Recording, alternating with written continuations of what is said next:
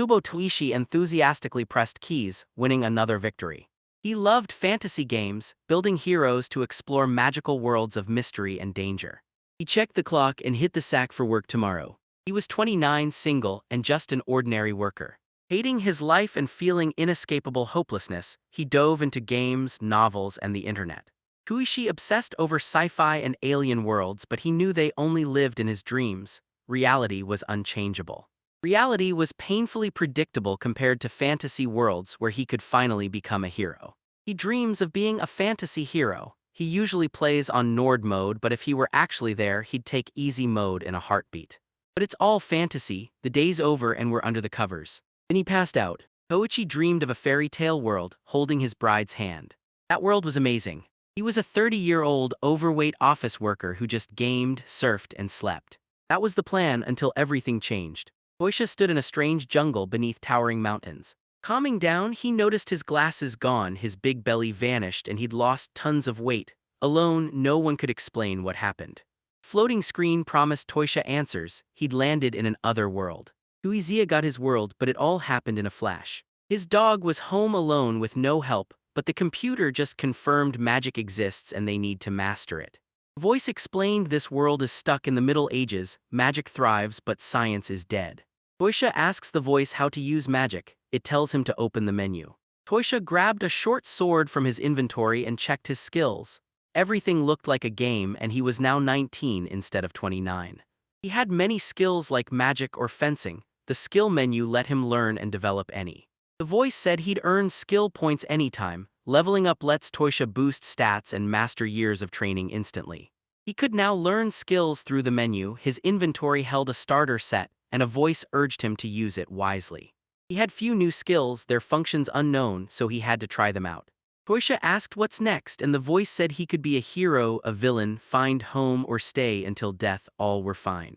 The voice promised to watch over him, offering contact, then the computer shut down, starting Toishi's new life in another world.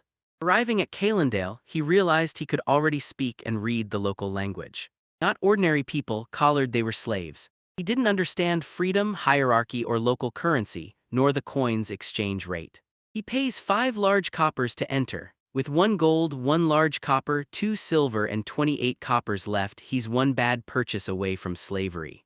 He studied this world's laws for ages, asking anyone would make him seem crazy. He weighed fighting elites and saving princesses against becoming a harem king, unsure if this world allowed it. He wants a pretty girl, like the one who just turned and looked at him. He was drop-dead gorgeous. Toishi entered the Travelers Guild, greeting everyone.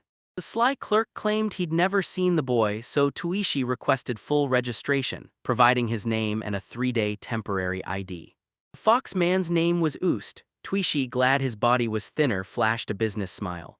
The boy fights unarmored with wind magic and healing. Oost is impressed but must explain registration first. No trouble, no magic or weapons in the city, help fellow guild members, and killing is forbidden. Oost decided to put his abilities to the test. Bald guild member led the youth to a training room. The adventurers eyed the newcomer curiously. Shield hero turned to Ethan, who greeted the bald man and Ishi's new recruit. Ethan raised the wooden sword, calling it perfect for training. Toishi swung his weapon. The youth handed his short sword to the bald elder for safekeeping. Taishi looked around and realized this new world was packed with beautiful heroines. Warming up, he shed his shyness, asking Usta about magic. Usta warned no magic if he killed his opponent, but Taishi craved to test his new powers once the trial began. Ust orders Toishi and Ethan to fight. Ethan lunged, but Toishi easily dodged. He bashed him with the hilt, and as the crowd roared, they kept fighting. Ethan was surprised. He thought his opponent just loved armor, but he was a skilled swordsman. He regretted underestimating his opponent and not realizing they anticipated his every move, a win he should have secured. He countered again, sent Ethan's sword flying, and hammered a fist into his gut. Ethan, a tough foe for Toishi, grew resilient, mastered sword and hand-to-hand combat, and wielded level 2 wind magic. The boy unleashed a massive whirlwind. Ethan flew meters away, forcing Oost to declare Tai Kai Mitsubu the winner. The old fox saw this man mastered both sword and magic. Toishi beamed after his first successful spell as the crowd roared.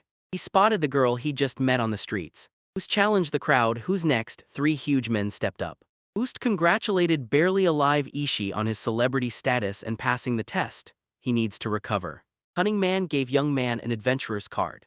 Oost usually starts everyone at rank F, but he bumped Taishi to E, leaving him totally confused.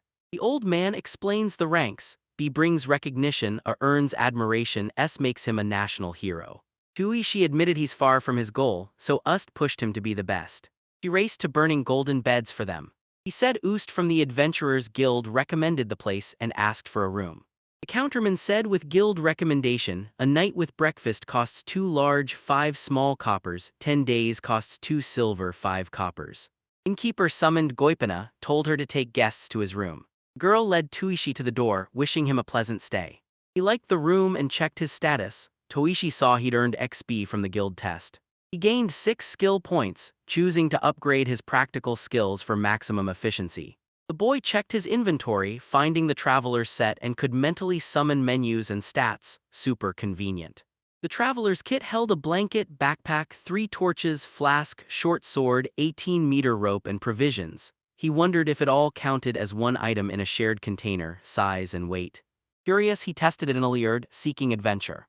Voice of God popped up, call anytime, but Toishi thought today was wild enough. He remembered asking the girl to repeat his words. He never expected her confession, then she asked him out. Complete stranger drops a bold confession. He got equipment from us or bought it. Hours ago, he hit a market store packed with weapons. The store reeked of iron and leather, he had to pick one item. First armor is crucial, so the young clerk offered to help. Lewis, a saleswoman, Tuishi in turn introduced himself, he wanted leather armor. Her pointed ears revealed Lewis was an elf. Tuishi recalled Louis' sudden hug. Although visitors watched, the touch was pleasant, she smelled nice and her body was soft.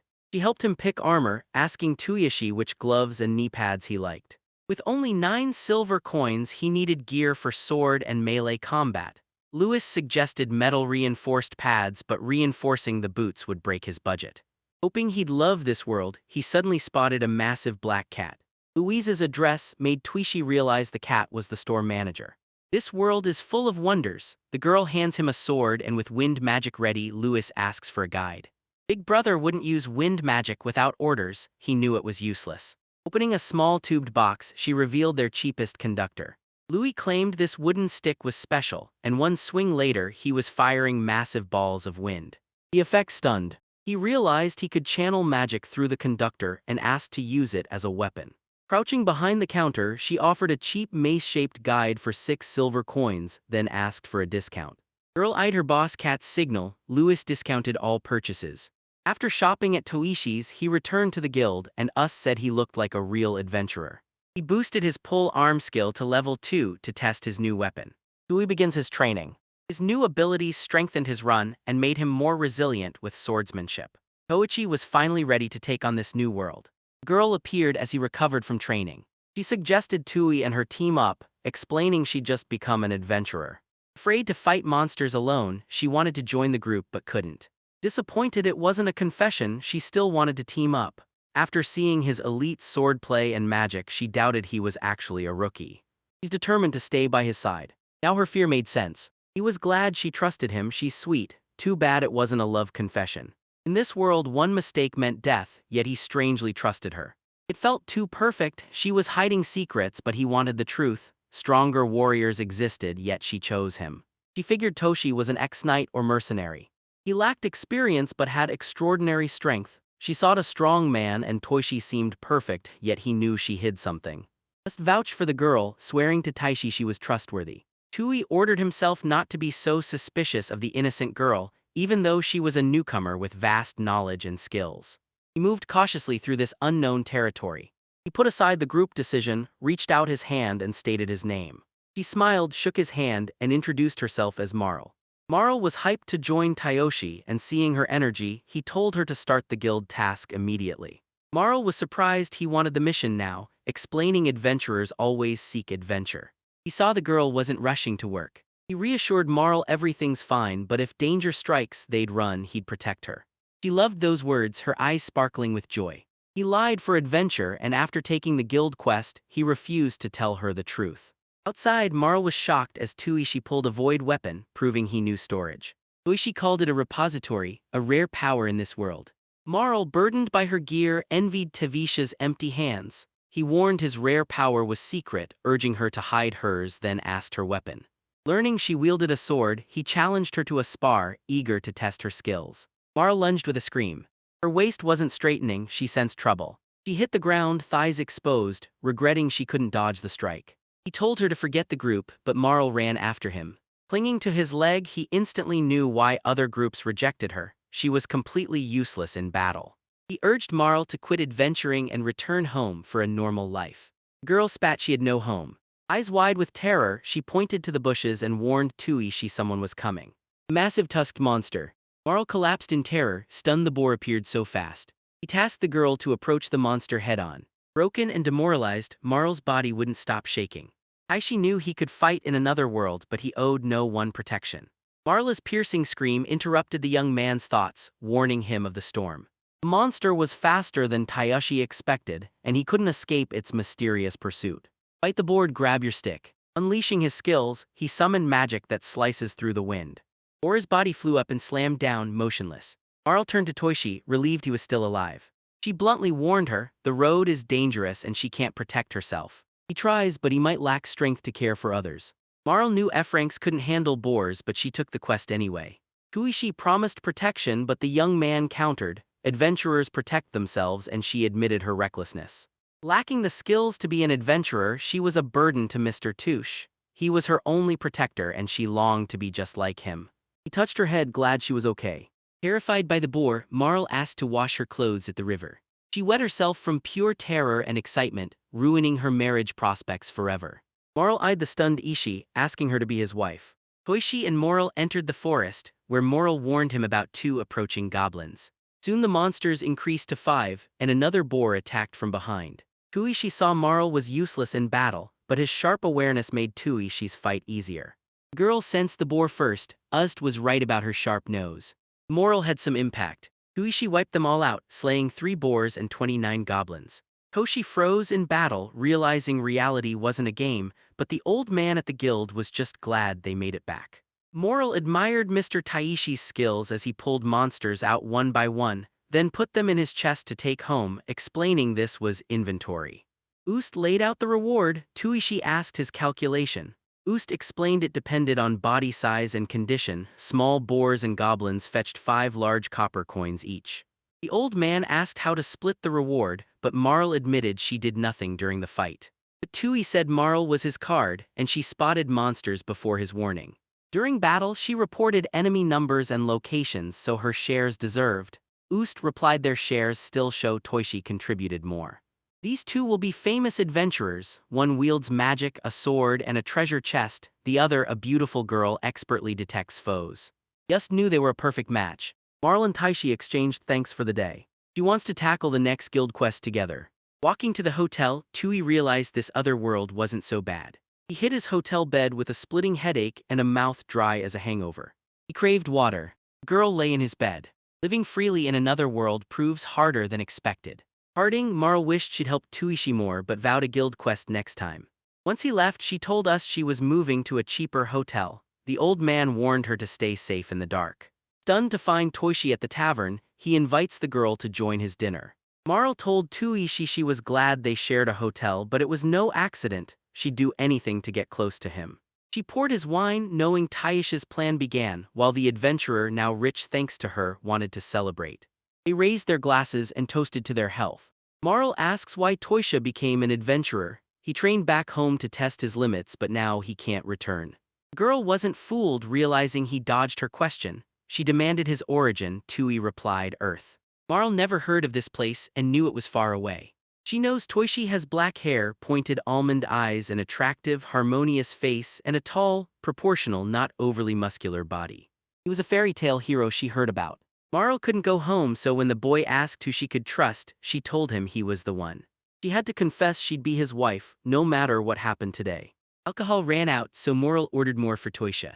Marl grabs a nectar bottle. She had nowhere to go. Twissy, try this drink to escape returning, even for today. Toishi drank his fill, his tongue barely moved. He doubted a young girl would stay in a hotel with a stranger, making Marl realize drunk Toishi had no filter. He muttered she's too pretty to lose, admitting he only stayed to watch over her. Marl told Tuishi she liked his gentle side when he protected her. Even their city meetings felt fateful and divine. She fell for him anyway, making Toishi wonder why she even became an adventurer. The girl revealed she was a princess. 2 years ago, she refused to marry a treacherous prince from a neighboring country, fleeing the castle to become an adventurer. He dismissed the story, but her royal rank made visits impossible, so Marl suggested Toichi marry the princess. Tui asked if she had family, questioning why she left home for adventure. Marl arched her back, asking Toshi ugly. Is he Tui? She denied it. He got wasted and collapsed under the table. Mara leaned in, telling him he was her only concern. He said she was too sweet to even get drunk. She told Toishi to rest while she handled the rest. Marl was satisfied she'd planned everything. He held her hand, lying beside her on the bed.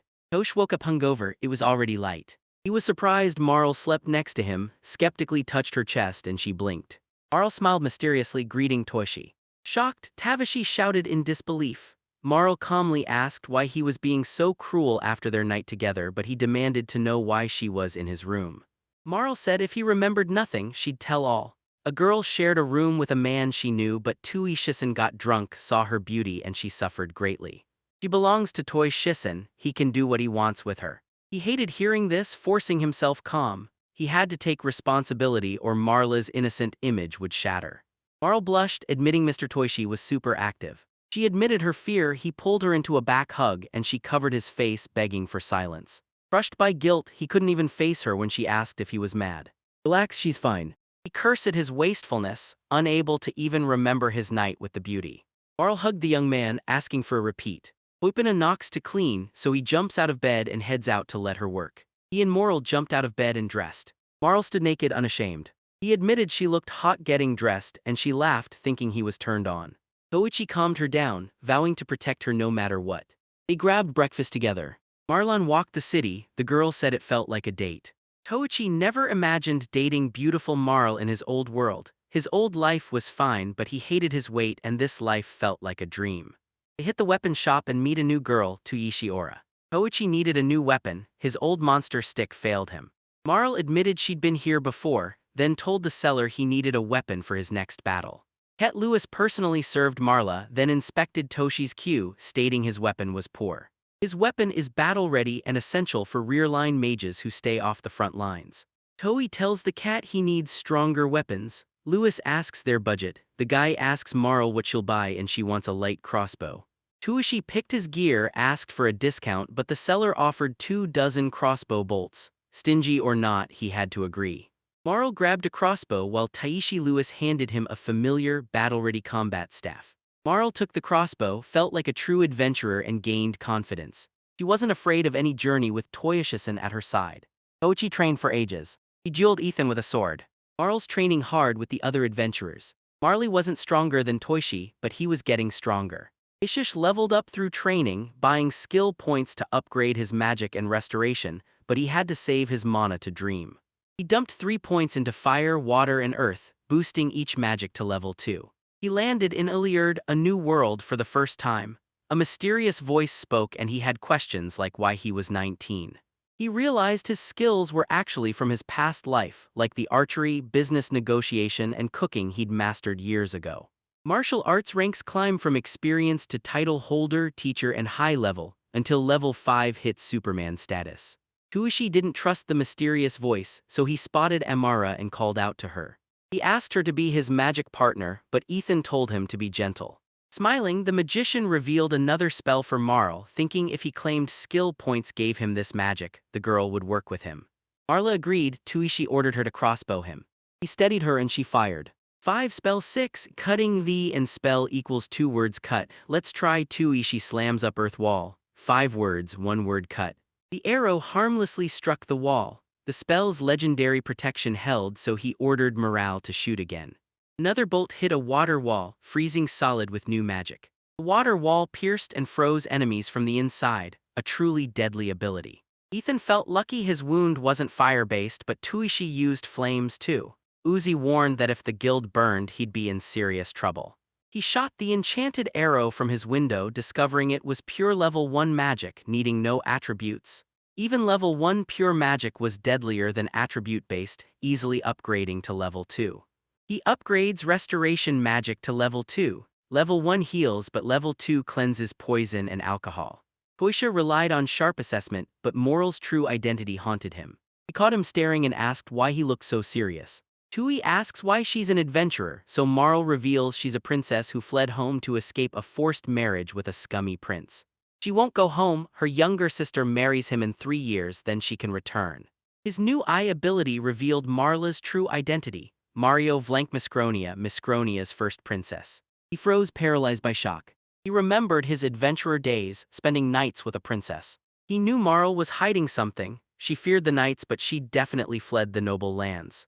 Marl said Toshisan plans to adventure, get stronger, become a feudal lord, and aim for harem. He didn't object. Strange, a girl said this. He saw harems as normal, since adventurers with multiple wives passed down elite genes to their kids. He still didn't grasp simple world truths. As Marl explained, adventurers in deadly danger die easily from too much physical strain. The girl confessed intense jealousy. No one takes her first partner, Taishi-san. She only tells Tosha. The young man hugged and kissed Marl. Marl nearly cried from excitement. He collapsed onto the bed. She asked Toshi, leaning close, if he'd keep her up all night again. He replied it depended on her. As she slept, Taishi knew if they were being chased, they'd flee together. He vowed to make her happy. Taishi mastered a new skill and grabbed Marla's crossbow to cheer up. Trained to master skills, save points learning early, Marl runs up, we're driving out goblins. The guild was packed as new orders flooded in. Adventurers already hailed Taishi as a wizard. He figured his magic practice for days set him apart. He recalled no mages at the guild's training grounds. Knights and troops would crush the goblins. Toishi thought it easy. Ust ordered a goblin massacre at a forest village half a day away, paying 5 large copper coins per kill. Guild pays 2 silver coins for the cleanup, but warns that slackers get nothing. The meeting was set for today, but they're likely stuck in the forest. With a 2-day mission ahead, everyone should have packed food. This reminded me the guild's counter sells great, cheap canned goods. Toishi and Marl prepped hard for the mission. They packed 3 days of food, extra blankets, and a mission flashlight. They hauled water to the storeroom, but Tushia quickly added 2 more. Toisha's magical box's vast capacity stunned Oost. He's never filled it to the brim, so he doesn't even know its limit. It's time to move. Adventurers and the Night Order swarm the meeting spot. Confidence surged, training honed their skills, expanded their arsenal, and taught Marl to shoot. Itsubo Toy craved new adventures. Toishi's magic creates a fire blade, and he needs to see the sorceress's power to learn how to fight her. Level 10 Scout led the squad's advance, core knights following. Newcomers' column advanced easily, fending off only weak monsters. Knights shielded the front while others guarded the rear. Troops shielded the wizards, but it's weird. Usually they split the goblins into smaller groups. Unexpected goblin attacks revealed a massive horde, everyone prepared. Monsters closed in as the front line crumbled. He asked her to return tomorrow but take her time. Goblins appeared and rushed the adventurers. Taishi joined the brawl, crushing monsters one by one with his bare hands. Toishi was surprised goblins just ran past, not fighting, and Marl suggested they fled something. Marl sensed danger, noticing something. It outmatched the goblins. A wild scream reached the adventurers. Seeing the dead adventurer, they realized the goblin hunter could kill a human in one blow. This beast made goblins look like jokes. Tivishi calmed the girl, promising she was safe. As screams closed in, Toishi told Marl to trust his knowledge. She said this beast hunts goblins and carries the mystery of a troll. Terrifying roar and stomp announced a dangerous man's arrival. Everyone expected a simple goblin hunt, but no one saw this coming. Leader warned an adventurer approaching the wounded of danger. Adventurers and knights flanked the monster, betting on its lack of agility, but their strike failed, barely injuring it. Attackers injured. With their knights dead, the leader ordered a full retreat and told everyone to stay sharp. Tuishi disagreed because Marl revealed the troll's weak spots. He instantly heals minor injuries, so he unleashed fire magic. Fire overwhelmed the troll's healing. Toishi loosed a fire arrow, shocking the leader as one shot killed the beast's regeneration. The troll's terrible roar echoed, knight armor clanking. He triggered the charge, sparking a deafening explosion. They struck the bleeding beast back. Using shields, the leader closed on the troll, sword ready. The troll falls. Using shields as steps, they slay the beast. The knight leader skillfully slayed the troll. He thanked Toisha for her support. Thanks to her, they suffered minor losses. Suddenly, 3 more monsters ambushed the shocked fighters. He channeled magic, blasting energy at the monsters. The knight leader stepped forward, ordering the wounded to retreat over the troll's screams. Toishi stepped forward. The young man realized even if bigger, its weak spots were human, so he needed to aim for the head. He struck one, the blow landed true. As the monster fell, two more rose, forcing the adventurers to flee. The troll's strike narrowly missed. Taishi dodged the blow and smashed the beast's head. Another huge monster loomed, and they seemed endless. Toei Shizu's battle stick is jammed in the monster's skull and won't budge. Fighting them weaponless was dangerous. Things got critical. Armed with a dagger and fading magic, Toishi could still escape the battlefield. He spotted a crossbow bolt lodged in the monster's paw. Marl fired close range to cover Toishi's retreat. The monster threatened his future, so the young man poured his remaining magic into the dagger, aiming for a decisive blow. He poured everything into this strike. A screech rang out as Tivashi's dagger shattered. Weaponless, he could only charge his fist with magic. Toishi swings, smashing his opponent. Monster defeated, Taishi sadly eyed his broken dagger, but the staff remained intact. Marl lunged into Toya's arms, sobbing. Covered in blood, she saw his grave injuries. He calmed and healed her, then scolded her for ignoring his order to flee. He patted her head, telling her he finally kept his promise to protect her at all costs. Marl wept for joy as Toishi breathed easy. Ethan appeared, asking to pet her head. It's finally over. Knights crushed trolls, goblins quiet, 3 adventurers dead, 7 injured, 5 seriously. 6 moderately, rest lightly injured, but stats don't tell the whole story. Ethan shook her hand, saying quest partners always help each other. He's too weak to even hold a spear, and restoration magic can't fix it. By the fire, Toishi apologized for his weak healing while Ethan wished Miss Witch was there. Marl brought water, thanked Tavisha. They used healing magic repeatedly, no time to rest. The guild's clean water worked wonders. Even the dying recovered fast enough to head home. Against the last troll, Tsuyoshi desperately protected Marla. Weaponless, he channeled his inner magic, his fist skill powered up. 6 trolls attacked him. He killed half alone, so he expects a huge reward. Toichi sat on a log beside Marlo, beaming with joy. Captain Valtz and Commander Lynette thanked the mage for his vital help in the fight. Bolt boasted he beat trolls with few losses, his strength deserving A rank. The young man was only E rank, becoming an adventurer 10 days ago on his second quest. Lynette distrusted him, sure, he joked. Captain spoke of endless adventurer training, but Toishi claimed village masters taught him magic and combat, adding he's from another world, helped by a strange voice. Waltz shook Tuishi's hand, thanking him for helping the knights and offering a reward for his contact info. He replied he'd be at Flamehaven's southern central square, the goblin clearing task now done. Knights scouted at dawn, finding the goblin village completely wiped out. Trolls attacked, sending goblins fleeing and dying, but they still claimed victory. Everything was finally back to normal. Lynette warned the young man the knights noticed him, but Tuishi didn't understand. She warned him to stay away, but Tuishi had already decided to cut them off.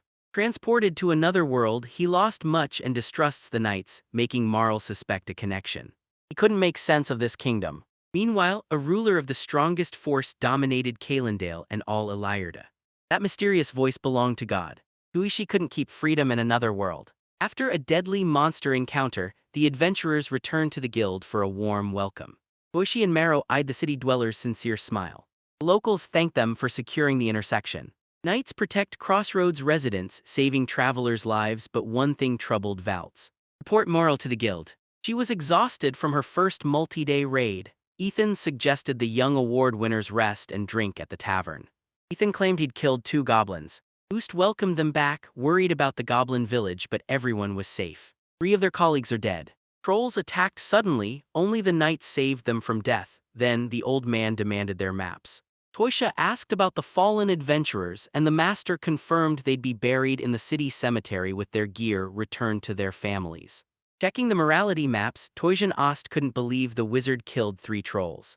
Ethan confirmed he saw the man roast the troll with fire magic. Another traveler confirmed the second troll fell to his staff. Marl added Mr. Tuishi tore apart the last with bare hands. She felt awkward, but they already called him a wizard. He unexpectedly pulled charred troll corpses from his magical chest.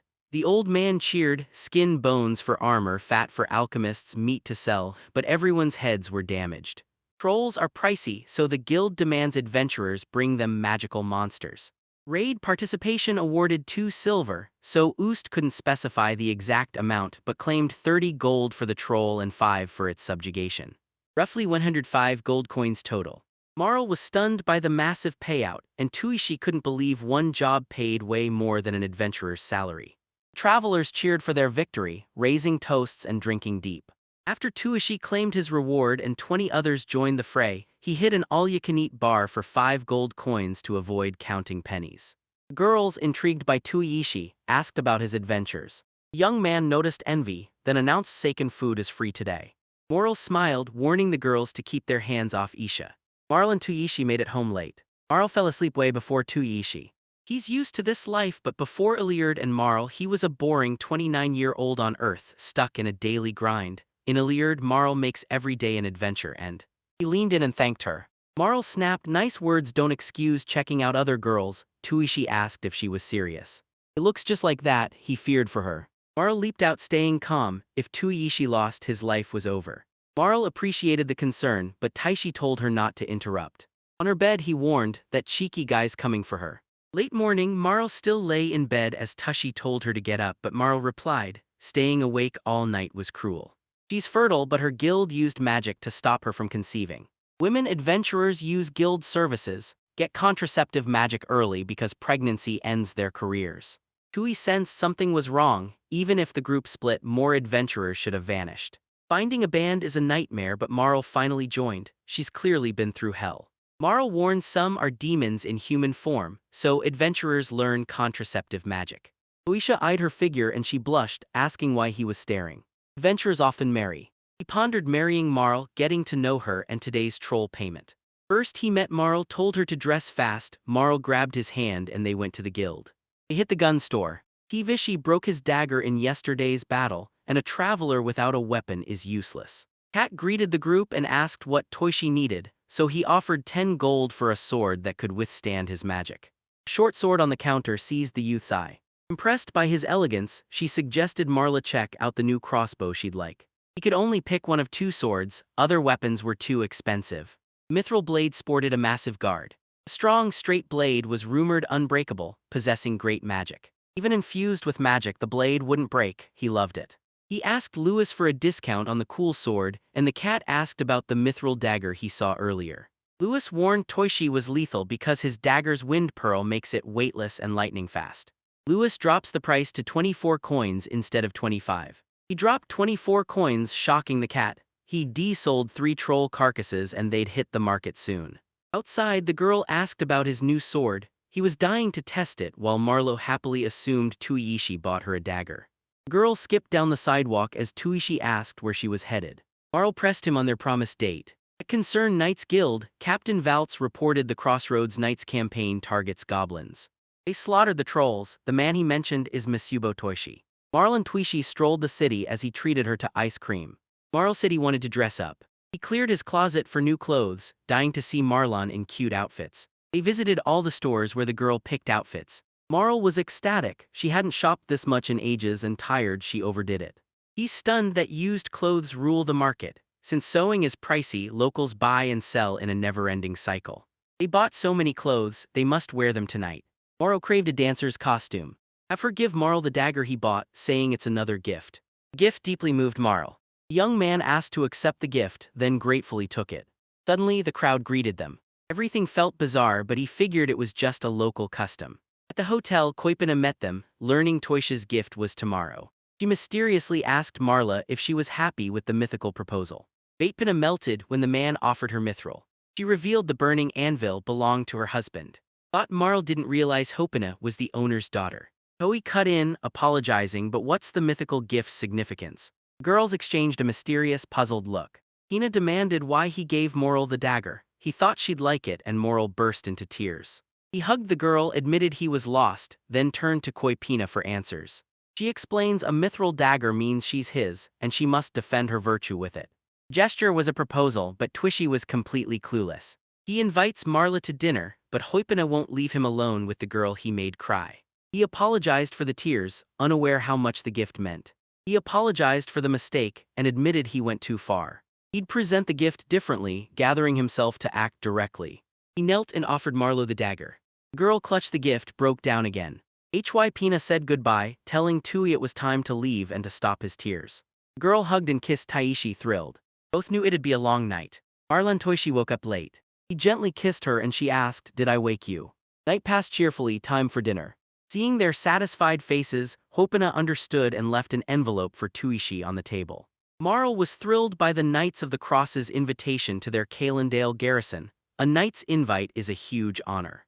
Marla's reaction didn't matter. If the knights were enemies, he'd ignore the invite. He told her to stay put while he investigated. Crossroads, a Calendale city, elects a new patroness every 5 years. Candidates must be noble varancs, at least an earl.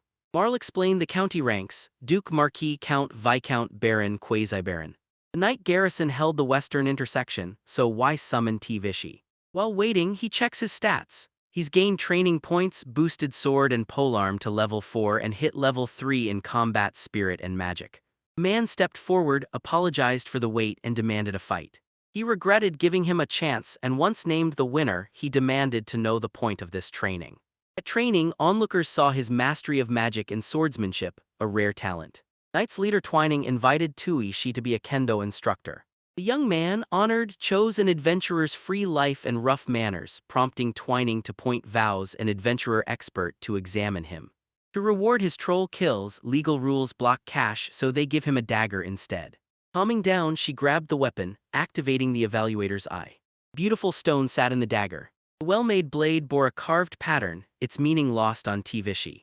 Twining loved the dagger, but mentioning Toishi's magic made the young man realize his real motive was still hidden.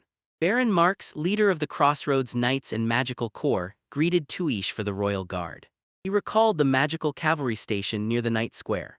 Marx snatched the kid's collar. He suggested discussing it all with Mr. Twining.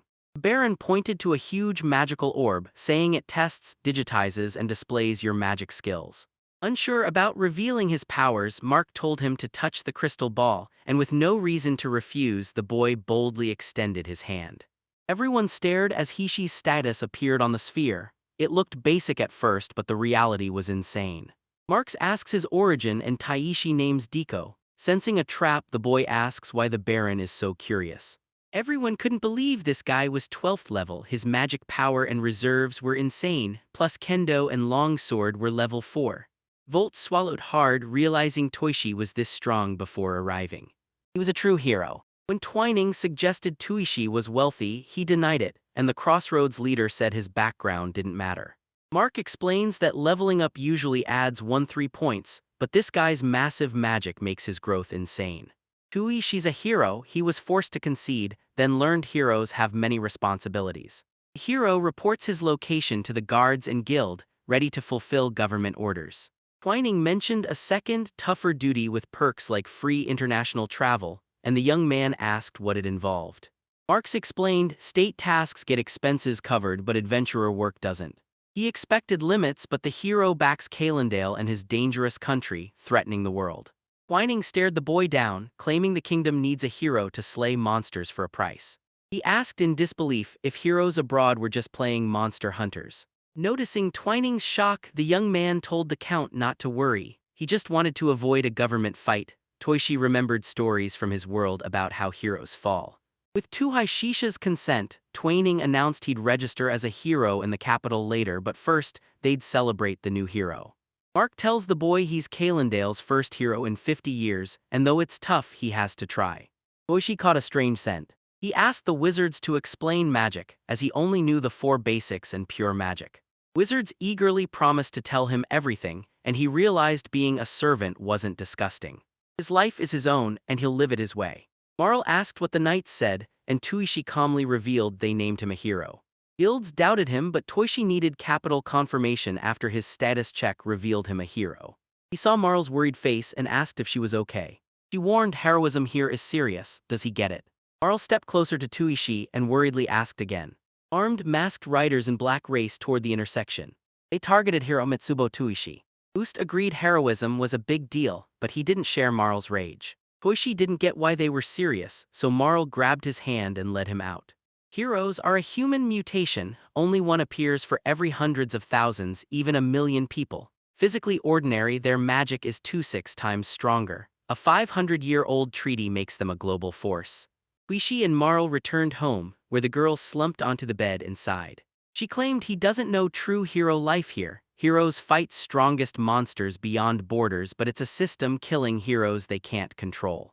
Society hates heroes. One hero matches an entire army's power, making them a deadly threat to any nation. If If the hero sows chaos, the army is useless, and with the people's support, he'll easily topple any ruler. Royals fear heroes and kill what they can't control, likely starting with scouts. These people gathered to kill. For 50 years, the kingdom secretly purged heroes before they could register. Now he finally understood Marla's reaction. He's clueless that locals believe heroes ruin world harmony, so religious nobles hire anti-heroes to hunt them down.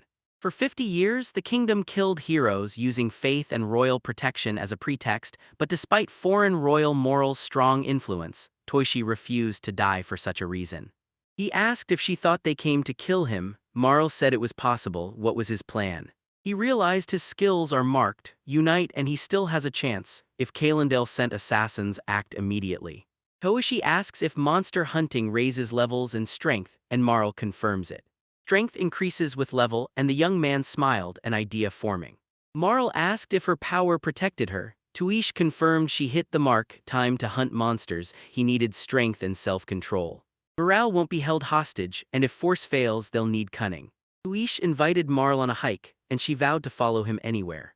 She aimed to follow him, honing her skills on the hike. The girl drew her dagger, joining Toishi. They hugged as he apologized for dragging her into this. One mistake and all Kalendale turns on them. Addressing the knights first was a mistake, but Marl told him to forget it. He wasn't alone anymore. He thanked her for support, so happy he could cry.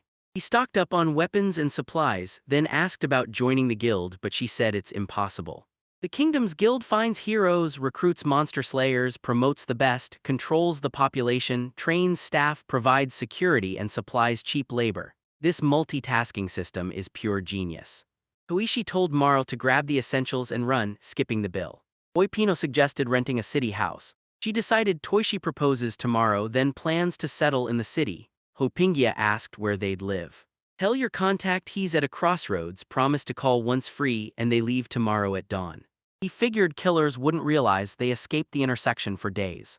He and Marl left at dawn, blowing 50 gold on camp supplies in just 1 hour.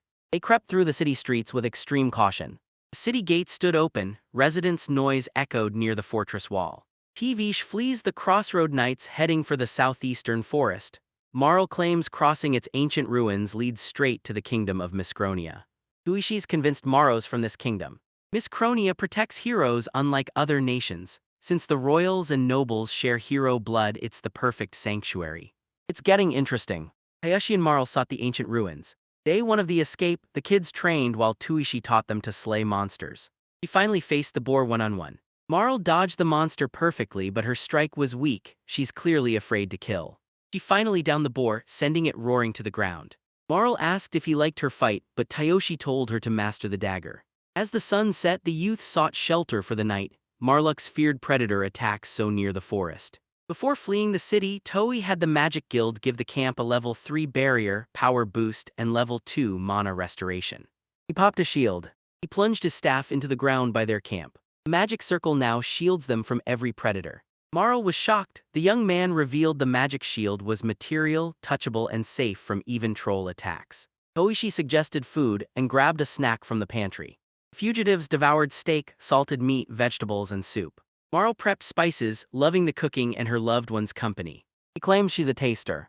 Wrapping meat in bread doubles the flavor, so youth ate it for dinner. Eating outside tasted better, and Marla's company made Toishi forget his problems. He fought back hard, but now they were state traitors.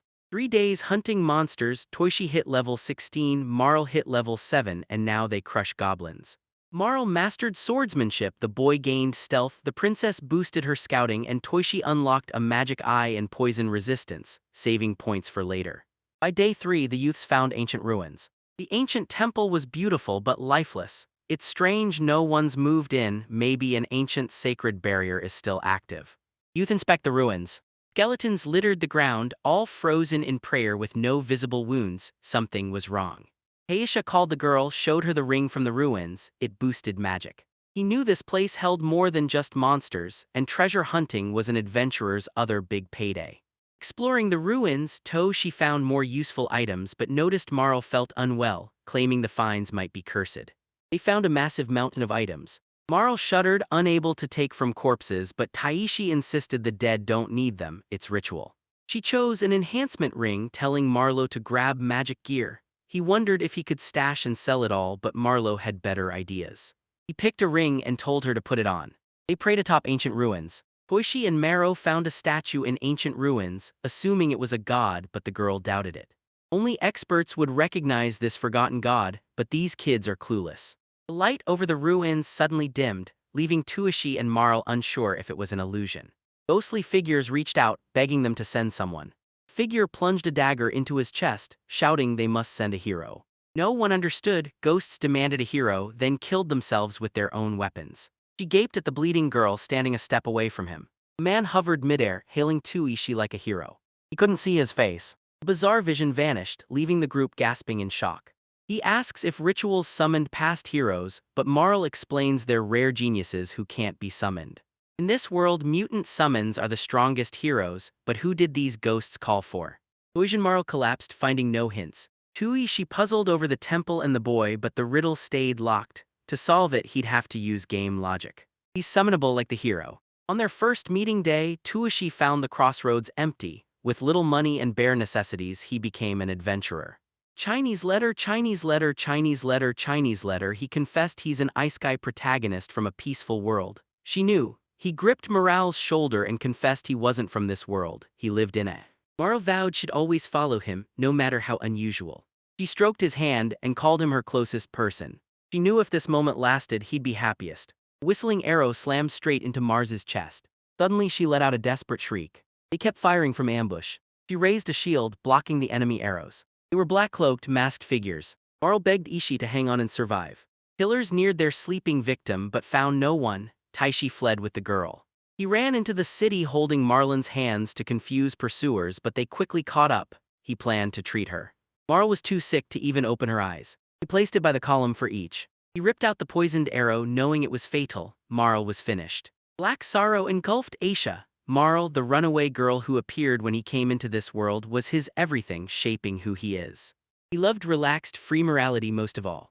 He never knew the warmth of being on someone's mind. No one like Marla could love and accept him. He was born to meet her. He lost his will to live, begging God for Marl to wake up. The killers surrounded Taishi, believing they achieved their goal and it was over for him. He stared at his killers, realizing they were the same bastards who destroyed his morality. She fearlessly charged the overwhelming enemy. They thought this man would let them kill him peacefully. His burning mind held one thought: avenge his honor. Killers were closing in. The leader laughed, mocking the fool for trying to fight solo with no chance of winning. He forced indifference. Darkness consumed his mind and he just wanted to end it all. These people killed his beloved Marl, and he was so enraged he could kill them all.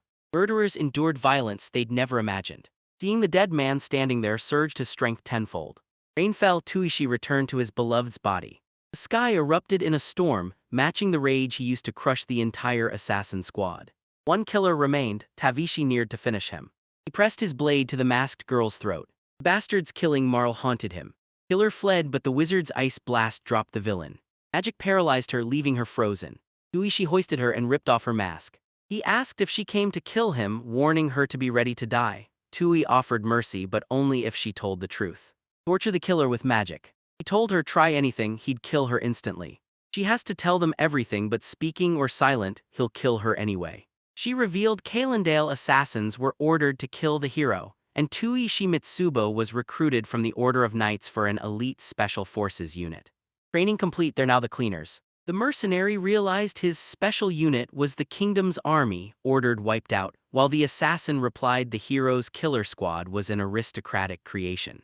Toishi asked how they found them so fast. The prisoner confessed the Knight Order leader gave them a tracking knife to find these ruins.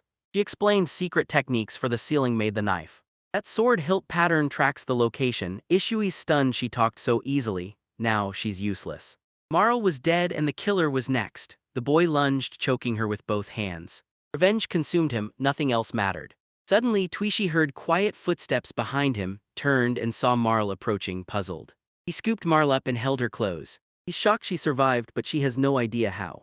Pointing to the ruins ring, she claimed its spell saved her. The magical eye revealed this divine ring only saves him once. Toishi's joy was off the charts. He embraced and kissed the girl, thanking God for this salvation.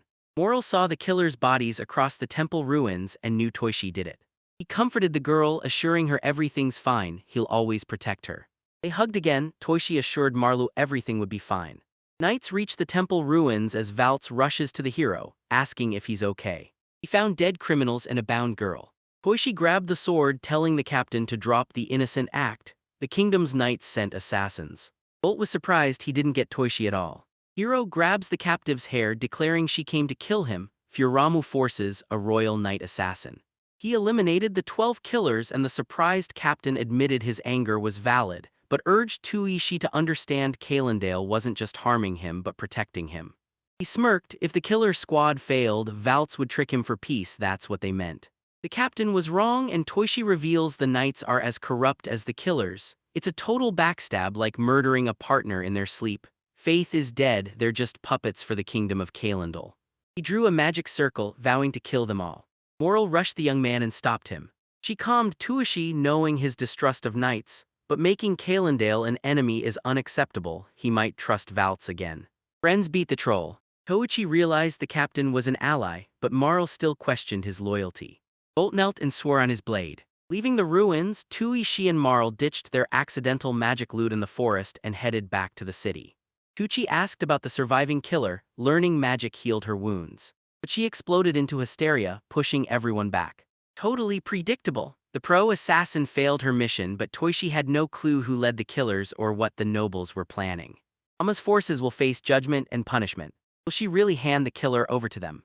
Marl pitied the girl. Ethan excitedly greeted Toishi after a long time apart. Confused, he eyed the young people, asking the hero what happened.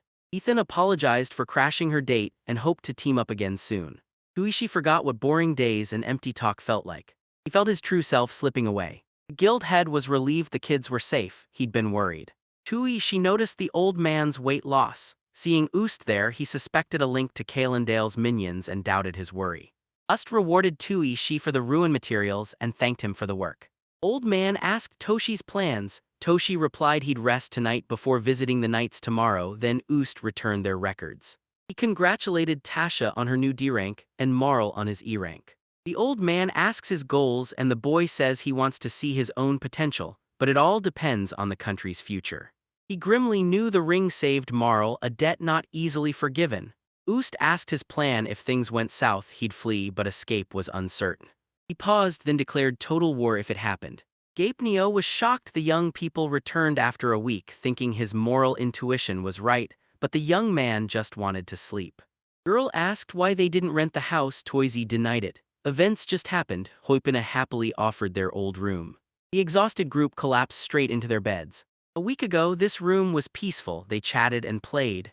If they'd focused on money, studies, or morals, everything would be different. He stared at hands that killed 12. Others still hunted him, targeting someone dear. He craved revenge. It was his right, his freedom. Eyes closed in bed, Tuishi convinced himself he wasn't evil. In this new world, rules didn't exist, so he decided to embrace the freedom. His actions led to this. Hailed a hero, the country pursued him, assassins hunted him, and morality risked her life. If he'd skipped that first task and left the troll alive, everything would be different. This disaster only happened because he thought he was a fantasy hero, and we need answers. Tuishi regretted. Marl woke, asking why the boy sat in the dark. He still worried Toishi killed those people. She knew he did it for her, but she never wanted this. If she'd known the cost, she would have stopped him. Choosing Tuishi ruined everything, forcing Marl to flee the city. He snapped awake screaming after dreaming Marl died. He saw the girl. It was a dream. Marl asked if he was okay. Marl said she woke up and went to the kitchen for water. She sat on the bed's edge, upset, asking the girl if she was disappointed. Marl sat, demanding answers. The hero confessed he killed, believing her dead, taking 12 lives. Killers have families and loved ones too, but he slaughtered them anyway. He erased them, making his choice permanent. Marl embraced him, saying he protected her and she'd do the same. Don't blame yourself. It's all her fault, and Toishi calls it absurd. He denied it. She dared not speak, and the girl confessed her fear. Toishi snapped, destroying everything. He knew giving in solved nothing but blacked out, unlikely to stop until more destruction. The teens clung together, pressing close. Marl stroked Tuishisha's head, promising she'd always be by his side. He broke down, telling Marl he'd lost his mind. She forgave him despite being half his age, something his former self would find impossible. He apologized to Marla. The girl blamed herself for their problems, but Tui interrupted, glad she was alive, guilty his actions caused it, yet she still forgives him. Marl slapped Ishi's forehead and encouraged him. She insists her son isn't a weak crybaby but a hero she admires. If he doesn't realize it, he's in big trouble. Finally understanding everything, Marl supports him so deeply he'll be grateful for life. Marl said he's not of this world and might be the hero. She's glad Tui finally opened up, but before he always shut her out when she tried to learn more. Tuishi couldn't believe he once treated her so coldly. She told Tui to learn her real name or that she's a princess, but she only dumps problems on him, lies, and drags him into trouble. He had to uncover her secrets. He wants to know everything about his loved one. Marl revealed her true identity. Malieve ran Miss Scronia, first princess of the kingdom of Miss Scronia, second in line to the throne. Betrothed to Hebra's prince, she fled through a secret treasury passage and accidentally shattered a crystal ball that predicts the future. God himself gifted this item, also known as the Oracle Sphere's true artifact. A magical oracle ball sat forgotten in the treasury. No one knew it needed breaking to be used. She eagerly asked what happened next. Marl said a voice spoke to her. Hearing God's voice, she thought of someone and asked the girl for his message. The voice told the princess an adventurer guild appears at Calendale's crossroads with Tuish, a black-haired man she must seduce. She didn't trust the voice, but it had saved her before, so she followed it to the crossroads. She loved Tuish at first sight. The kids jumped the bed. He called her a demoness, but even that was an understatement. Marl replied that if he kept praising her, she'd get even hotter. He whined before her, so she thought he'd submit. Now he's so sweet.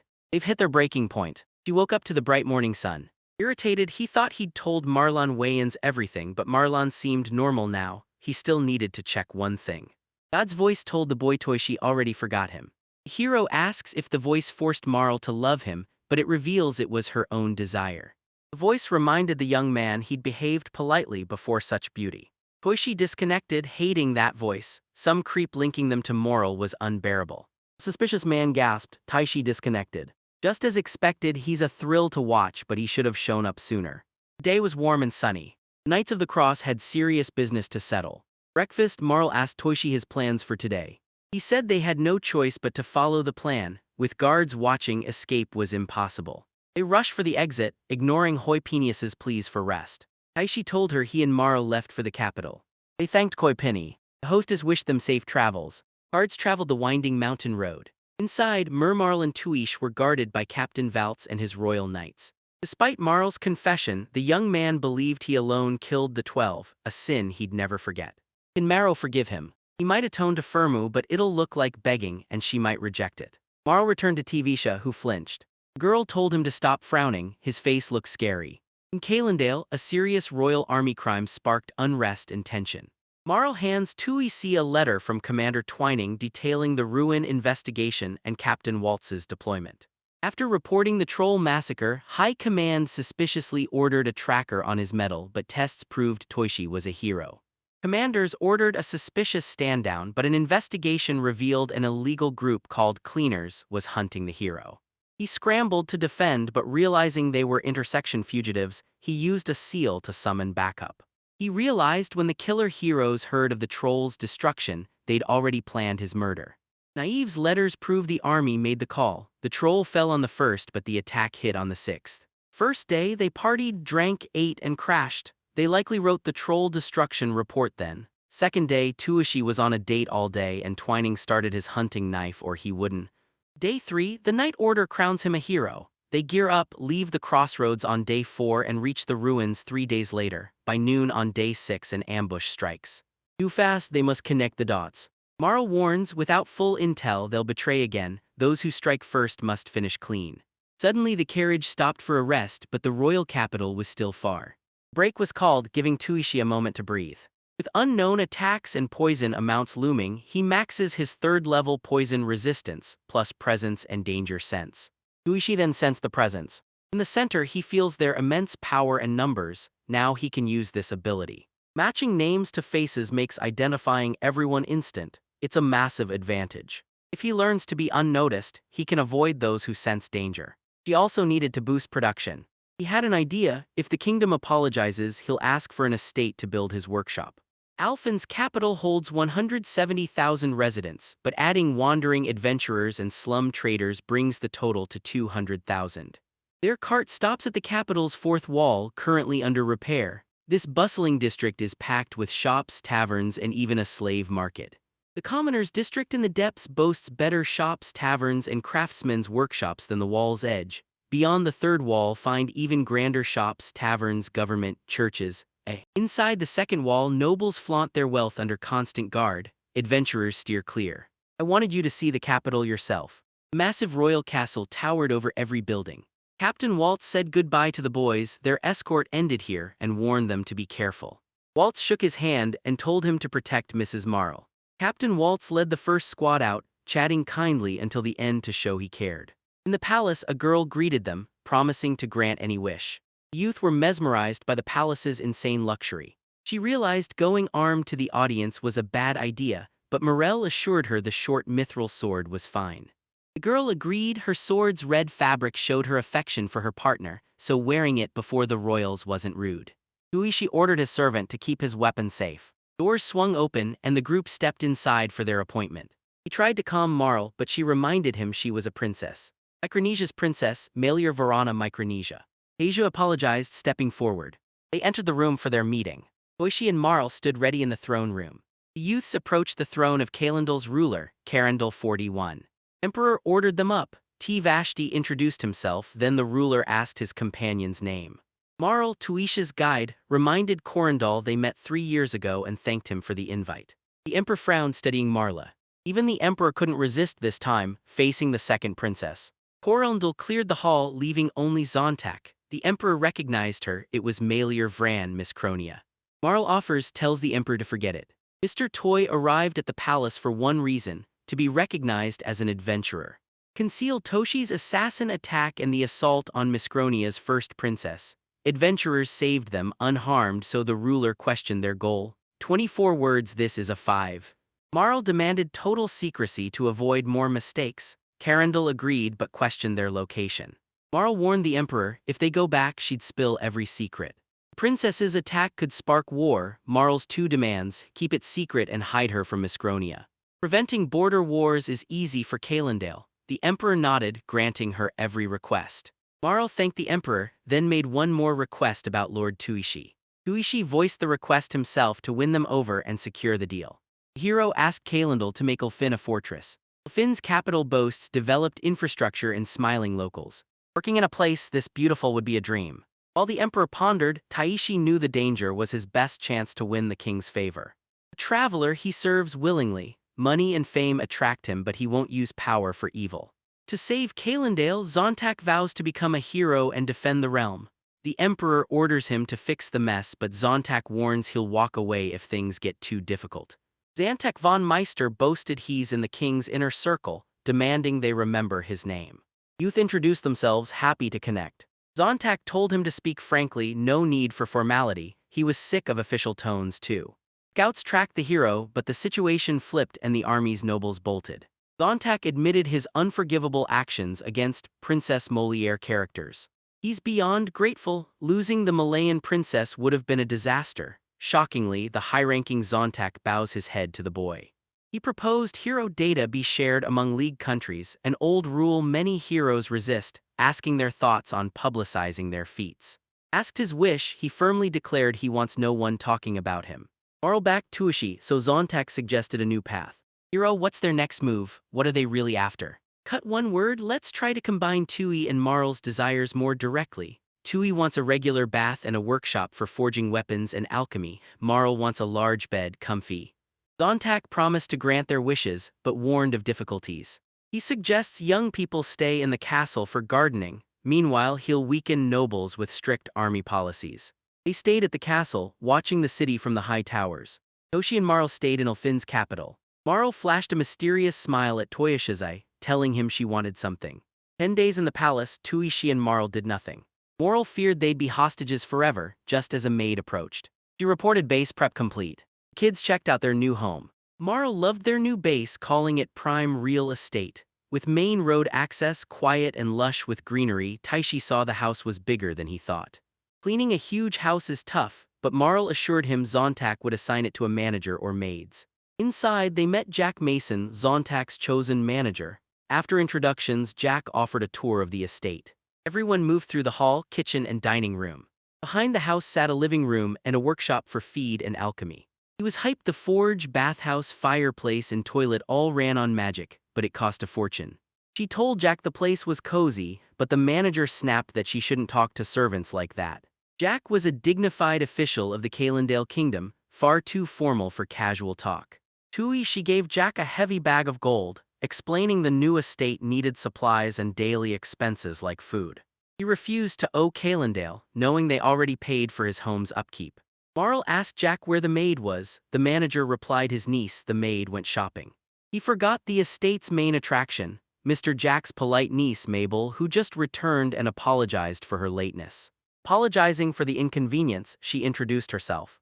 Marl left them in her hands. The maid happily agreed to work with Twishi and Marl, so delighted she dropped her groceries. Mabel apologized and bolted for an emergency. Jack begged for mercy on his knees, blaming her behavior on a strange character. Marl felt for the girl and found Mabel pleasant and friendly. Mabel warns Jack to consult her before making a move, refusing to teach him how to treat a lady. The manager revealed her favorite heroes. Mabel asked Tui what he wanted for dinner, and if he had any wishes she'd grant them. The boy let Marl pick the meal, but she struggled to decide after eating so many royal palace feasts. She wants fish and rice. The maid happily replies it'll be done. She raised his palm to the girls, forcing his eyes wide. Starving, Tuishi asked Mabel for rice. She replied Ulfin's markets had it. He saw competition. Starving, the hero demanded seconds instantly. Tvishi was stunned. He'd been in this world a month and only just discovered rice existed. He dreamed until nothing was ever enough. Marl suspiciously asked the young man, "You love rice that much?" Boishi questioned if this was truly a traditional Miscaronian product. He needs to visit this kingdom for rice, still knowing nothing of this world. He wondered if it tasted like home. Hero confirmed the guess and ate rice heartily. Princess ate too. Now even their morals have improved. The bathhouse and mansion screamed luxury. Marl stared at the massive tub, convinced she was dreaming. Kids warmed in the pool, feeling paradise as Taishi loved this world more.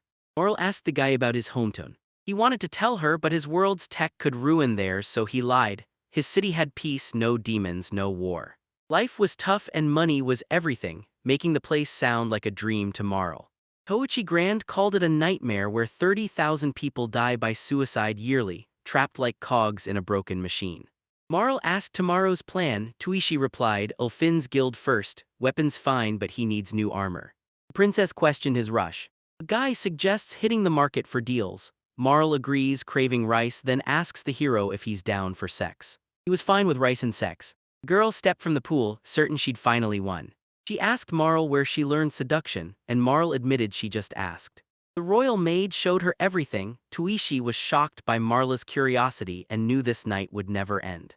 The next day, he and Marlo hit the library to uncover Alir's secrets. The library was a treasure trove of books. Every book is handwritten. Typewriters don't exist in this world.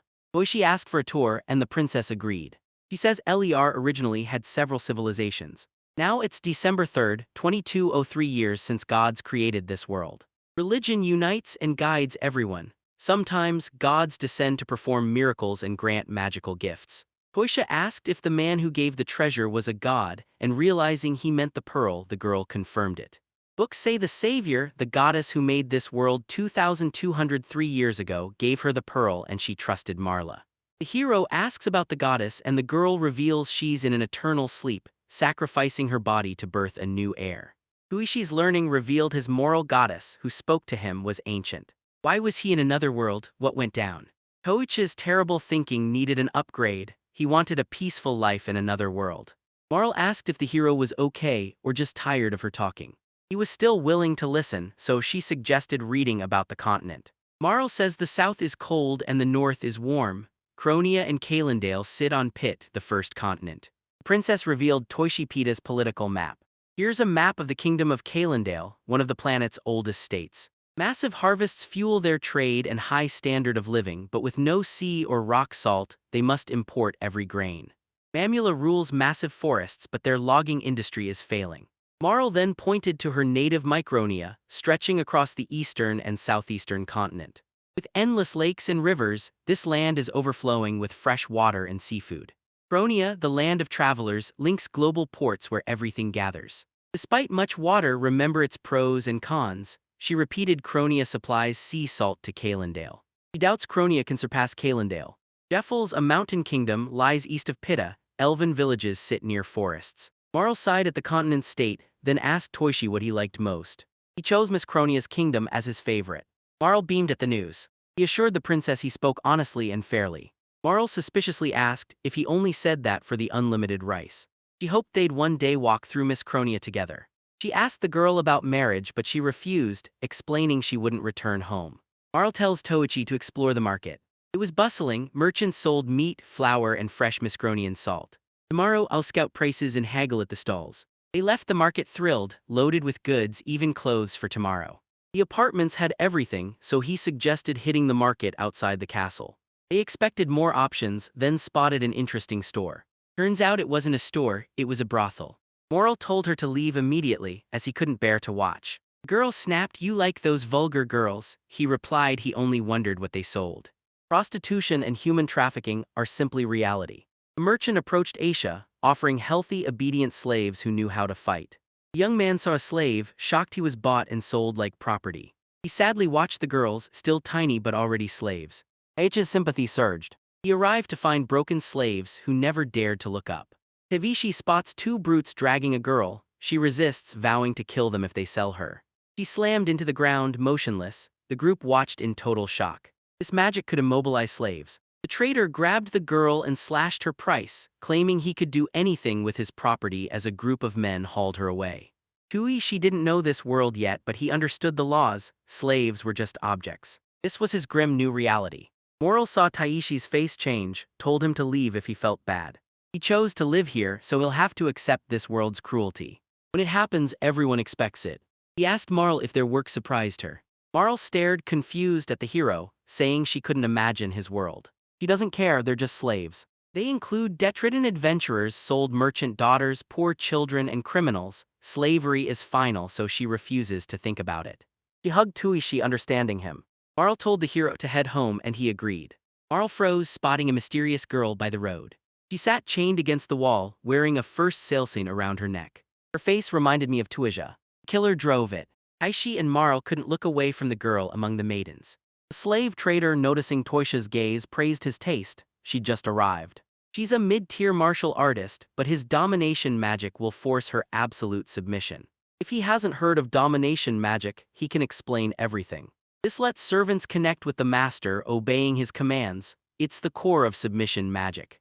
Disobey the contract, and the slave faces agonizing pain or even death. She recognized the magic from the market and asked the merchant for the girl's price. He said 20 gold minimum. He paused the merchant, grabbing the contract to read. Shocked, Marl asks Quixie why this girl, but even the hero wouldn't get an answer. Bard's only thought was protecting the girl by buying her. Bloodshed for the contract sealed the agreement. Paid in full, the merchant explains the contract. Owners must provide food, shelter, and clothes. If they're done with the slave, the merchant buys him back. The merchant pushed Prama towards Tivashi, saying he was her new owner. She recognized him, so the hero invited her along. He offered his hand, but she remembered that hand choking her. The hero demanded answers. Why this movement and why her? She'd kill him without hesitation given the chance. She pounced on her new master. Toishi unleashed magic. She dropped her hands in surrender, declaring him her new master. He pulls a blanket from hiding and covers her. The simple move caught Farah off guard. She saw the girl awake, invited her along, but knew Freedom wouldn't listen. The merchant approached the girl, saying he forgot something. Slaves obey every command, especially if they're former criminals. I won't rephrase statements encouraging coercion. Try this safe alternative. 1018. Intimate relationships need mutual consent. The forum agreed instantly to go all out. Mabel's shocked the youths weren't alone. She was stunned to learn she was a market slave. Priest told maid Fura Mew was their guest. Mabel offered a room, food, and a bath, but handled everything else herself. He sadly realized he couldn't help her as it was inappropriate. He feared the girl would be left alone. Koichi couldn't believe Firm survived the burns, bruises, and cuts. The girl dropped to her knees, clutching Toisha's clothes. He reminded her she was a guest, not a servant. Marl rushed in, telling her to relax. Marl insisted she join her in the bathroom, banning boys. Alone, he doubted subjugation magic would even affect her, just as Mabel announced his room and food were ready. If he can help her, he needs to speak up. Toishi apologizes to the maid. The girls hit the baths while Marl got drenched once more. Frustrated, she admitted she has no idea what she is thinking. Peeing on the girls' backs, Marl claimed she didn't know either. She barely knows Toei Shisen. His words flip her entire worldview. Amu confessed she's a killer, but now things changed. Marl claimed Tuishi and his world knew no murder or cruelty, but Pharamo raged, that world's fake. She couldn't live in a world where even helpless children are forced to serve. What does Marl truly want? She says T. Viciousson does everything for her but wonders if she's truly loved. This cruel world spoiled her, if bothered she can just say it. They questioned Mew and Envy, was this really her house? Marl replied the house was hers, and admitted she loved Amazon. A slave, once a murderer, knew everything. Marl asked Tuishi why she was so obsessed with the killers. Unman admits he feels no guilt but it won't be easy, he drove Amu mad and unhappy. Blushing, he admitted that despite his power, he's only human and can't save everyone. For a second she thought he was helping. 3 days later, Mabel still can't grab the mezzanine box. Furumu yanked it out and handed it to the maid. Mabel, surprised, called her their new guest. Furumu shot back, she's a slave. The maid cut him short, apologized and rushed away. Furamu realized it's hard to be both a slave and a guest simultaneously. She couldn't stay with them, she'd searched for her home too long. She was the third born of knights. Zura Mew aimed to be a knight as renowned as her father. He told her girls can't be knights. He demanded she act like her sisters, but Furama felt like an outsider. She fought to become a knight and make her father proud. Finally, her efforts paid off. Her combat skills earned her a mission, barely making it into the Royal Army's emergency draft. She found friends and a home, until everything changed one day. Her friends are dead, leaving her the sole survivor of a trial in her homeland. With her father exiled, her dreams are shattered. Marl smiled weakly at Tuishi. She told him it wasn't worth interfering with murderers. He put him through hell. Yurimu entered and it all clicked. She regrets how things ended. Marl revealed Tuishi wanted to be a hero. Marl hugs the girl, insisting Furamu is a victim too. She did it fulfilling her duty, and they both hurt each other. Moro stood up from the table. He suggested her best way. If no one else forgives them, she will. He's clueless about her plan until Marl reveals she's a princess. Tuishi demanded Marl reveal Furama's unforgivable crimes. The moose said Marla's words seemed meaningless, but her approach was sensible. She joined the unit ready for anything, trained only for battle. She lost, passed on her knowledge, and was severely injured on the mission. He saved her from slavery, but will he forgive her for rejecting it after their cruel treatment? Her life is sinful, companions would condemn her if they saw her. She can't be forgiven for her friend's death, but despite the friend's kills, they were still friends. Unable to forgive herself, she's obsessed with this problem. Furumu asked Marl to stop being a slave, but she replied it was impossible, it's punishment for criminals. The firm couldn't grasp why this stranger helped a slave and former enemy, maybe their murder was unacceptable. He asked the slave girl if they wronged her how to help, then apologized for ruining her life and future. The hero swore to atone for his sin. He offered Farum a home. The servant gasped at the offer. Next day, Toishi realized he was late and fumed. Overthinking left him sleepless. Fra Ma's new outfit shocked him. Marlon Mabel made her a true lady. Marl explained Furamut saw herself as a slave, not a guest, so they made her a servant. Jack noted Mabel was drowning in work and agreed, while Amu thanked everyone and offered her help. She longed for love. Wishy snapped to attention, desperate to understand her words. Furman claimed she was joking, but he knew it sounded just like her.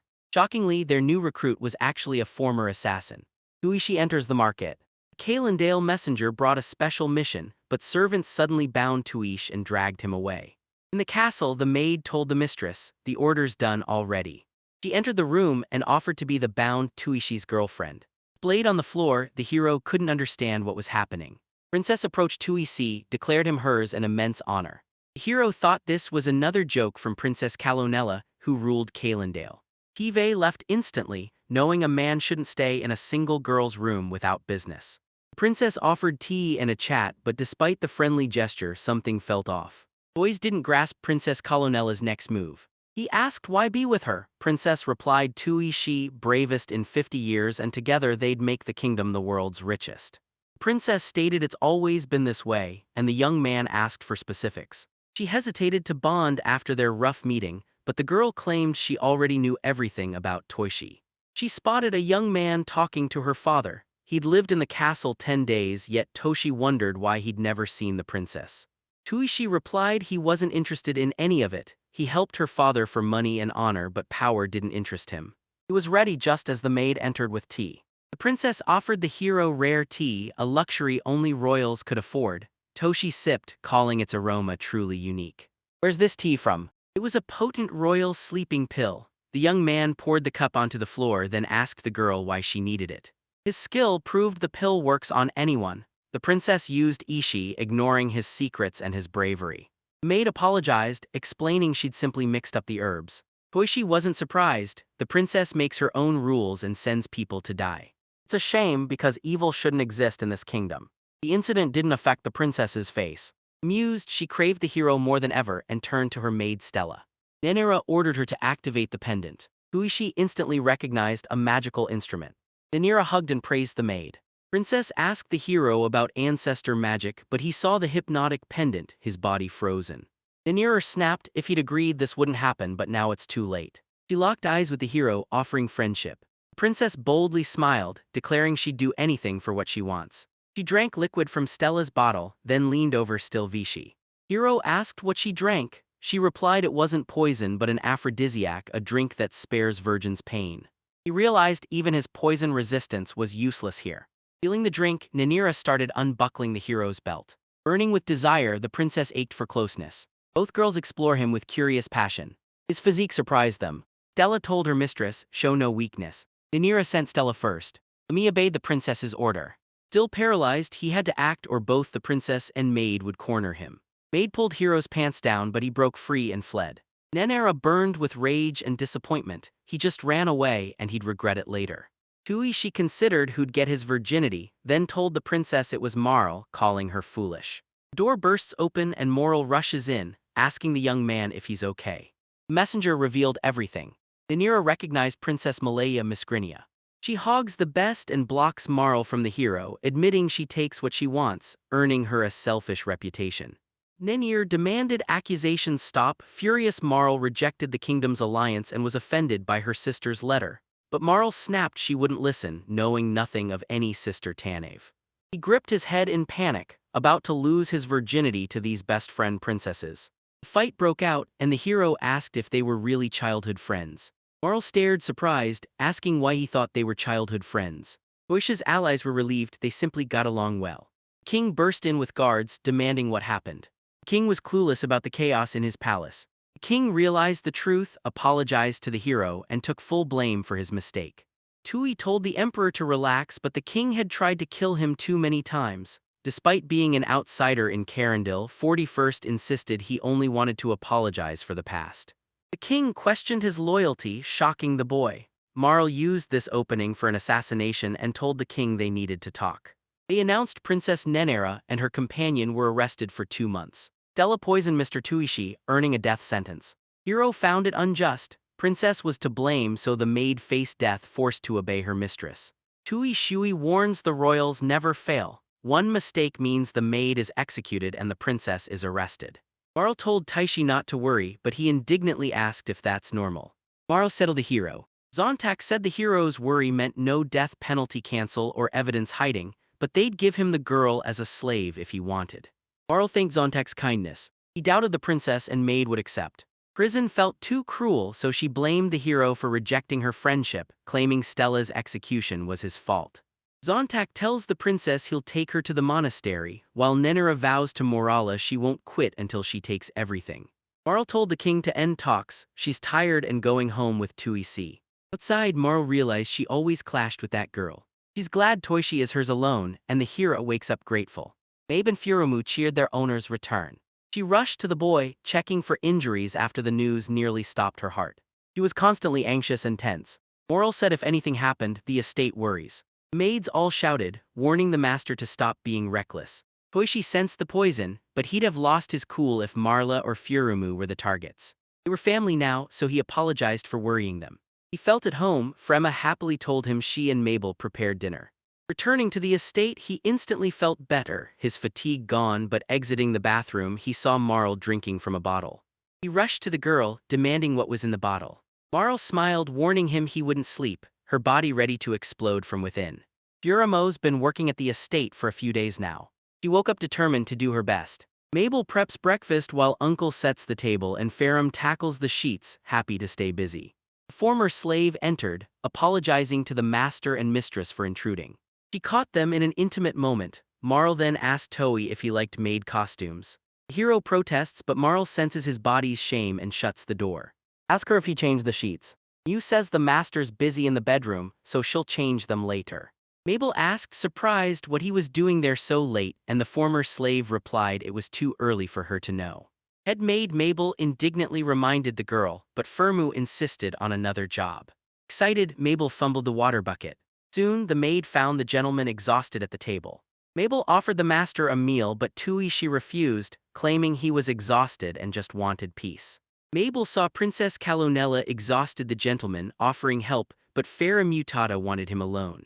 Jack burst in, scolding Mabel for the burning pot and her endless mistakes. The inexperienced maid admits she knows little, can't work like her uncle but wants special skills, so Jack suggests she onigiri. Mabel found Marla's smile calming, Fira Moo's massive breasts seemed to heal with a glance, and she wished for one trait to become better. The maid offered the hero a massage to soothe his exhaustion. Mabel massaged her master's neck under the collar.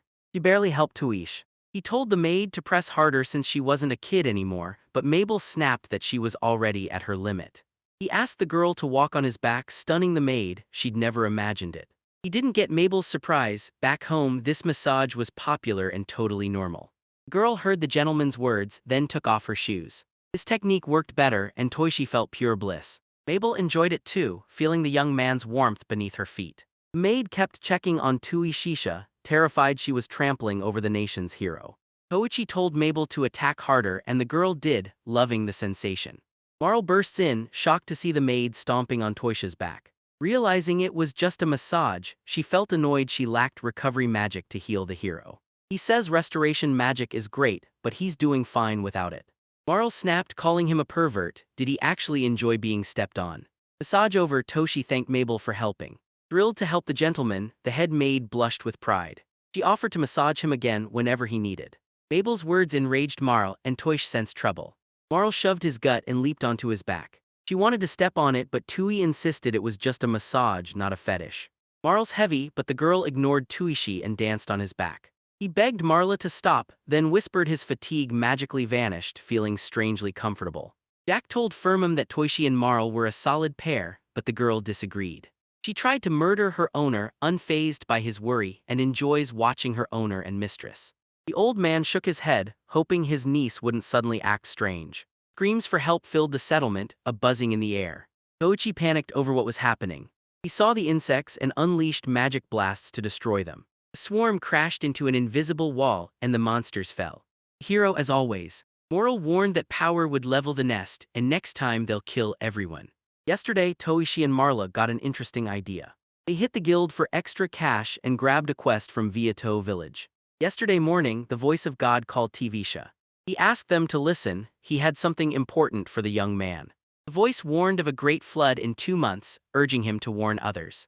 He asked Marla about the great flood. The girl said nothing was strange, but Tuish needed all flood details. Marl explains the great flood, a monster invasion hitting every 20 years. Last time, a massive swarm devastated Ulfin's capital. 20 years ago, a child, she saw maids crying, palace guards vanish, many never return, but she noticed later. She asked why he mentioned the flood, and the hero revealed God's voice warned him. Marl's shocked he's an oracle. Taishi insists he learn all about the kingdom. He heads to the palace to warn that a massive flood strikes in 2 months. But few in the palace would believe him, a hero. Jack warns Toishi about riot charges, but the hero says it's impossible to prove. If he tells people God told him about the flood, they'll think he's crazy. Tavishi asked the steward for a Santaku meeting. He replied with Marquis support they'd get temple help. Marl says the capital's priests hear the divine eye. If Tushi speaks, Zontak will act, and Jack promised to report everything. 2 months until the great flood, so they hunted monsters and earned money for equipment to get stronger. Marl and Tuiishi purged the village of insects with magic. Endless monsters left them both completely drained. Tuishui stared at the mission's massive haul, needing to store it all. Premium honey and hornet larvae were worth a fortune. The boys smashed the massive nest and gave the spoils to the villagers. They thanked the travelers for the help. Villagers rejoiced, village safe, and travelers quickly finished the task. They should have called the guild sooner. Marl confessed she only took the job for the money. She never imagined these materials brought so much joy.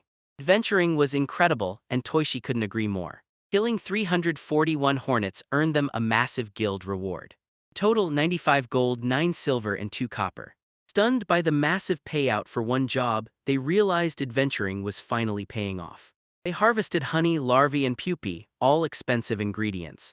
Toishi hits level 20, Marla reaches 11 and she's finally a regular adventurer. They needed more strength, unsure of the flood's daily monster count. She hugged Marl and praised her hard work. They greeted the men at the estate, and Marl told Mabel they brought the best ingredients. Toishi pulled a huge doll from the storeroom, handing it to bewildered Mabel. The hero apologized for scaring the terrified head maid. She was unfazed, she once had to eat monster meat. She'd cooked dinner with Mabel, but the head maid refused to eat it. Marl and Tui earned money from guild orders, so they needed good weapons. Jack relayed Toishi's request to Zantac. He promised to see what he could do. Marl asked Tusha to join the mission. The boy replied he'd use the mansion workshop to craft a weapon before the flood, and the girl agreed. Shocked he knew blacksmithing and alchemy, Toishi thanked her for the food and decided to master both. He entered the workshop, inspecting everything. All he needed was ready. Marl peeked into the workshop, eyeing the forge. Koichi told her to learn alchemy since the table sat right by the forge. Marl practiced alchemy while the young man worked the forge. They'll see their results, and Tivishi knew if Marl did this, she needed watching, as mastering alchemy made her a great asset. Tivish levels up and grabs 19 skill points. He dumps 15 into blacksmithing to hit level 5 and forge powerful weapons. Market this weapon and he strengthens himself and Marla, fulfilling every man's dream. Toishi designed a dagger, eager to see his first level reward. He lit a fire, using his skills to forge metal and master tools. The furnace surged with magic, and the flames erupted as he used his power. He heated the metal over the fire, and it turned out well. He grabbed a hammer and forged the metal. Forging came easy after his rank up. He gained strength and agility. The hotter the metal, the easier to work with. Toishi quenched the shaped blade and forged it to perfection. Tuishi sharpened the dagger and crafted its leather and wood handle, quickly surprising the young man. In just 1 hour, he forged a top-tier weapon from scratch. She honed her skills making daggers. Second-level weapons took time, but third-level unlocked magic and fourth enhanced it. Her weapons became excellent, so she tried crafting a magical item. Every level up cut his forging time and boosted his knowledge. Toishi's head split from the info overload, but possessed, he kept forging, producing dozens of weapons. He surprised Marl didn't complain about the noise from the next workshop. Magic insulation must be at work. Marl burst in cheering with the potion, shocked by the mountain of finished weapons. Marla and Furamu were stunned by Tuishi's massive stash of high-grade weapons.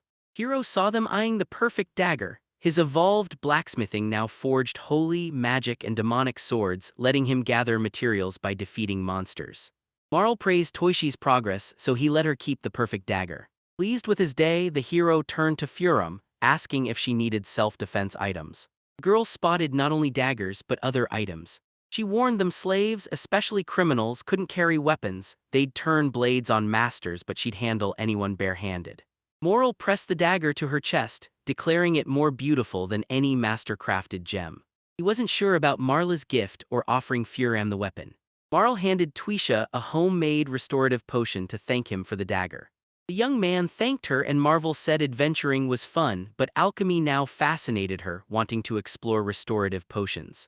Marl's skill barely hit level 1 that day. Lunchtime came and the girls told the hero, fish. Toishi hit level 5 after forging all day, so he used his upgraded hammer to craft elite weapons for the flood. Days later, Toshi and Jack head to Zontac's estate, dwarfing their own home. The steward knocked on the tent office door, then entered, and Jack announced he brought the hero. Tui explained his visit, but Zontac knew his purpose was only a fraction of the truth. Oracles and temples confirmed his flood warning. Nations now share intel. The Great Flood is inevitable. Floods vary, but last time they devastated Ulfin's capital, Tuishi, the country's sole hero. He grinned, saying he had just the thing. He opened his treasure chest, showing the Marquis many sabers and swords he'd made. He forged 30 upgraded weapons for Kylandel's troops, just in time to arm the army. Zerontech saw sabers' cavalry use and promised delivery, but mass-producing them for the entire country beyond cavalry and adventurers was the real challenge. Tuishi agreed, but only crafts blades, so they need another master for handles. Handles are a hassle, and mass-producing magic weapons requires magical tools. Hero samples were also excellent, Zontac noted. Zontac promised they'd survive the flood by cooperating, but Toishi refused to just give up. He forged weapons from iron, mithril, calcium crystals, and black steel, so he needs his reward. The hero hoped for a deal with Zontak. He crafts blades fast, so they needed materials now. Marquis and hero shook hands. Zontak hoped the army and travelers would beat the flood.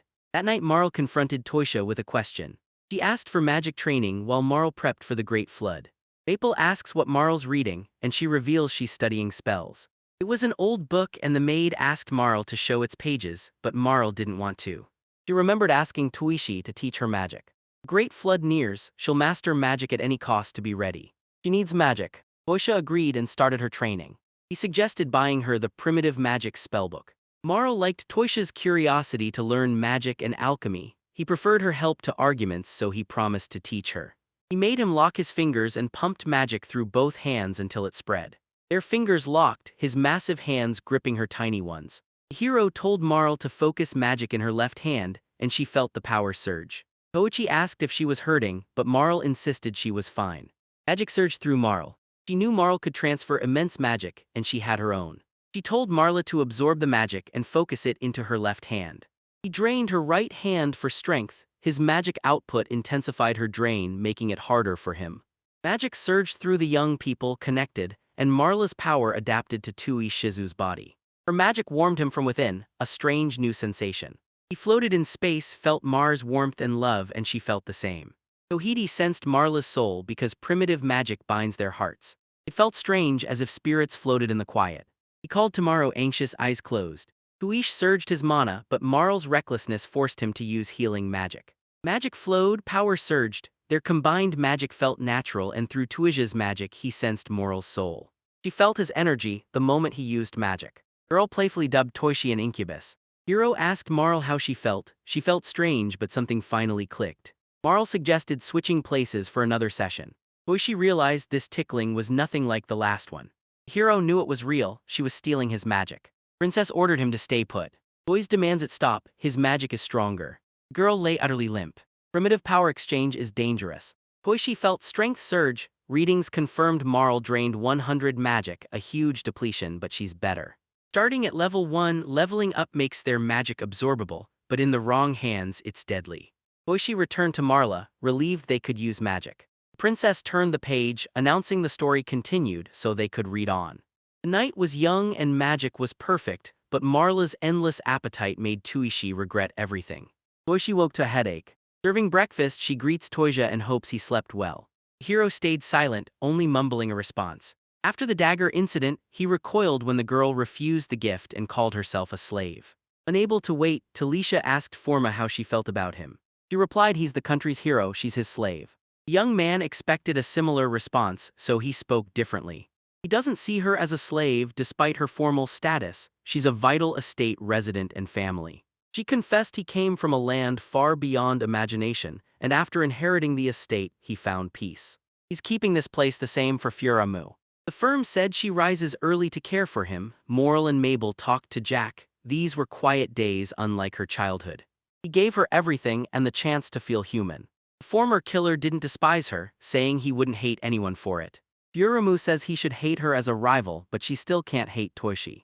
He saved her from her bloody mercenary past, and now she's a new person. If this continues, she'll break. Madness will swallow her future. He was distraught at first. Furama brushed To's cheek, telling him everything's different now. Marl entered the dining room. Furamu instantly made her breakfast. Once the maid leaves, Marl turns to Toysha. He shoved him and asked to serve him too. Intrigued by Faramu's words, Toy finished his meal and bolted to the workshop. The hero's heart nearly leaped out. He forced himself to believe it was a joke, and Mara was still his number one. She met Marquis Zantak again. Zantak declared the flood to ask the hero to uplift people's spirits. Wishy knew the tent wanted him to speak, despite his plea for silence. Zantak apologized. His country couldn't ask him, but he knew no one else could help. The hero agreed, warning that if Marlene's friends are hurt, the entire kingdom is his enemy. Toishi hoped things weren't dire. He'd win the kingdom's favor, perhaps even gaining a whole territory if the flood's reward surpassed his current estate. Just try ignoring his success. Zantak hands Taishi his schedule, but the Marlowe situation forces the Marquis to make a proposal. After hearing Toi, she agreed to show up tomorrow. Marl fled Miscronia to dodge a forced marriage, and now she's facing her rivals, so they better take Zontax's deal. The plan relied on Princess Marl, a hero worshipper who fled Micronia after a divine revelation. She met a hero and aided his quest. Their beautiful romance makes them fairy tale legends to both nations. Marl doubted problems from fleeing the country without permission. Her family would struggle to scandalize her escape if she claimed it was right. There on thin ice, choosing the hero risks a flood of unrest, breaking her royal engagement right in front of all Kalendale. They'll announce the engagement mid-speech. She almost ran from home, but Tai helped her and she's grateful. Marl warns Toyja is taking everyone as concubines, but the hero insists she's his only one, focused entirely on the flood. Flood speeches neared, weapon production increased, but much work remained. Strengthen all estate residents. Toei and Marl came home. The forum greeted them at the door. The hero summoned the maid to the living room to talk. Estate residents gathered as Toishi warned them about the great flood. He believed the walls would hold, but someone might sneak through the fireplace. It's time to act. Hero handed Ferrum the dagger, saying she refused it as a slave last time, but now she must accept it to protect everyone while he's away. That move left him completely stunned. She replied she was a killer, now a slave with no right to arms. Toichi barked that this isn't a request, it's an order. She grabbed the hero's dagger and swore to defend the estate, while Toishi urged her to stay safe. She thinks she's a slave, but the Kalendale Knight orders her to fight back. Protect yourself and all in this estate. The former slave's eyes burned with determination. She vowed to obey his order. While Marl and Furumu relaxed in the pool, the princess revealed the maid was now a concubine. Furumu said if pregnant, she wouldn't force Toei Shido to stay. Marl stared in horror as Furumu explained she was a concubine, suggesting Marl could be one too. Arlo was stunned she'd actually consider it. The company promised the hero they'd do everything. She apologized, leaning to him in bed, and he whispered he was glad to see her, but he could only hug Marl. He calmed the young man, telling him to be a man and stop worrying. The hero saw her as a demon whispering sweet words, with no way back. Uroma asked the master how far they'd go together. They locked into a long kiss. Awkward, but she loved it.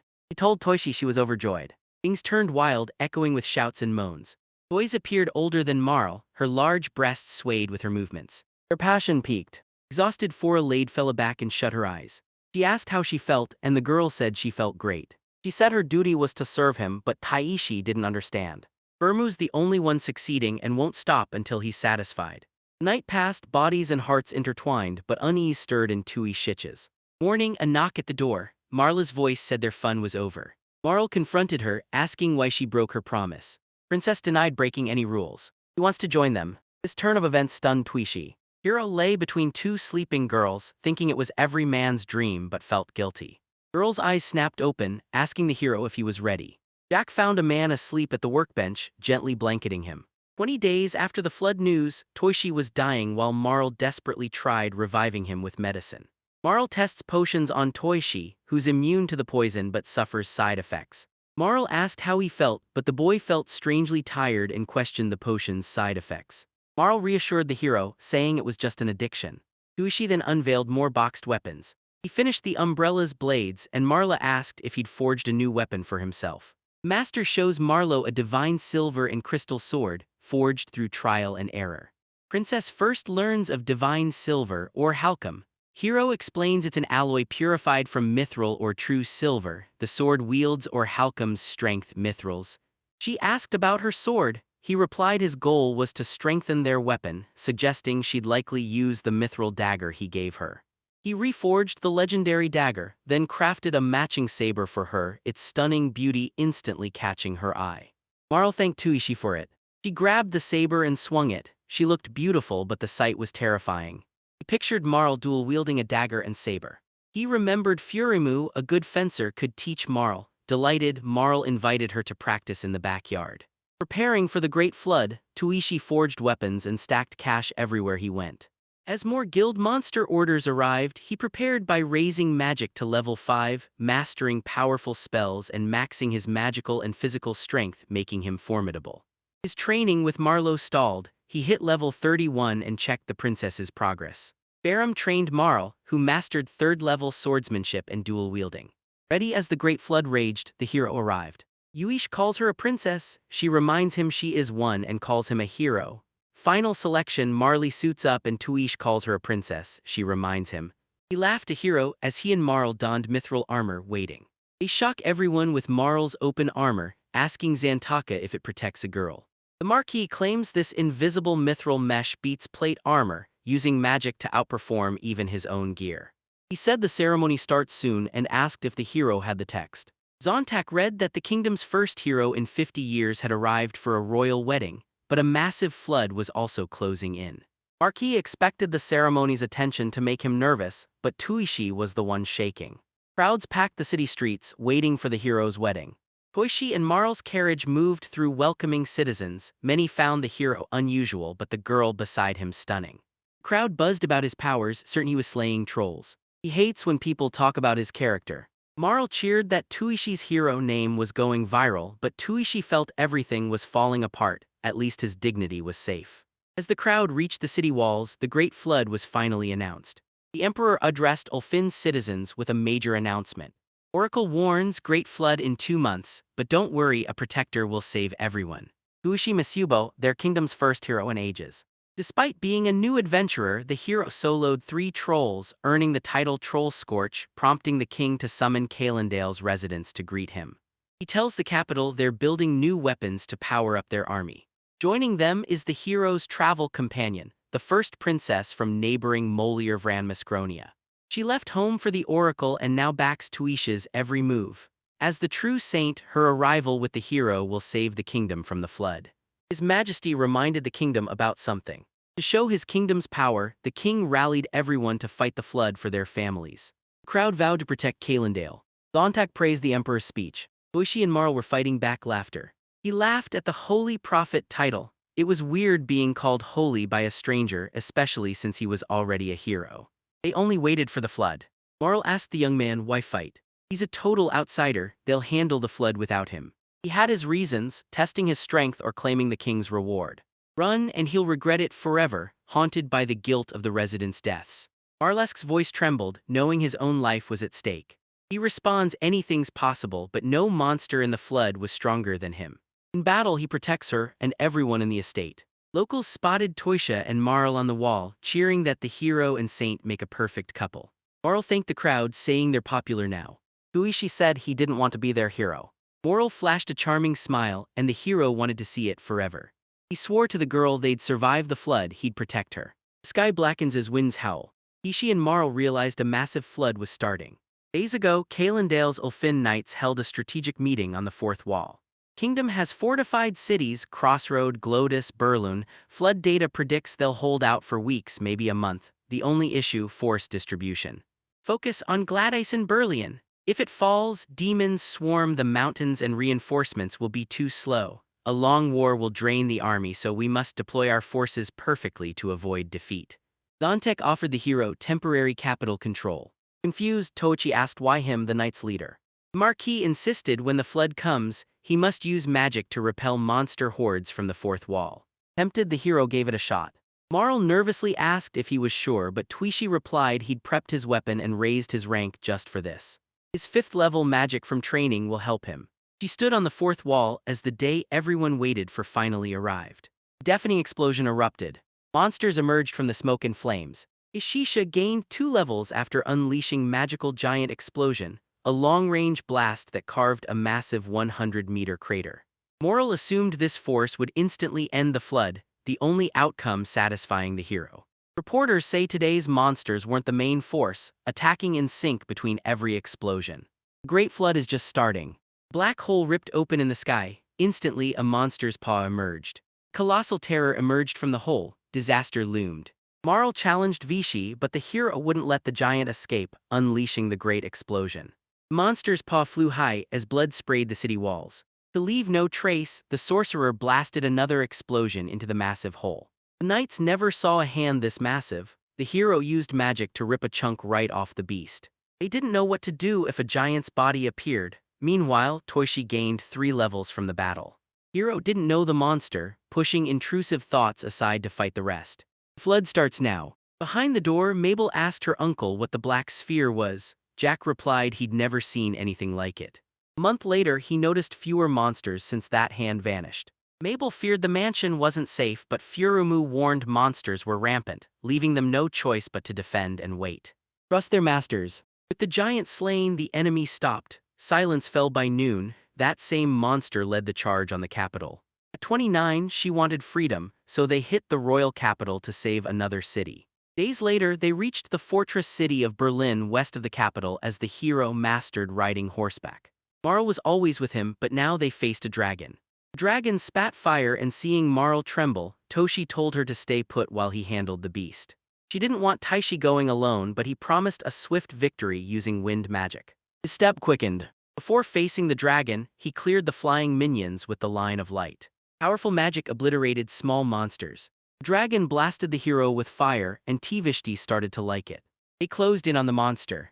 My magic blasted the monster's head, tearing it clean off. Satisfied, the hero finally crushed the powerful monster.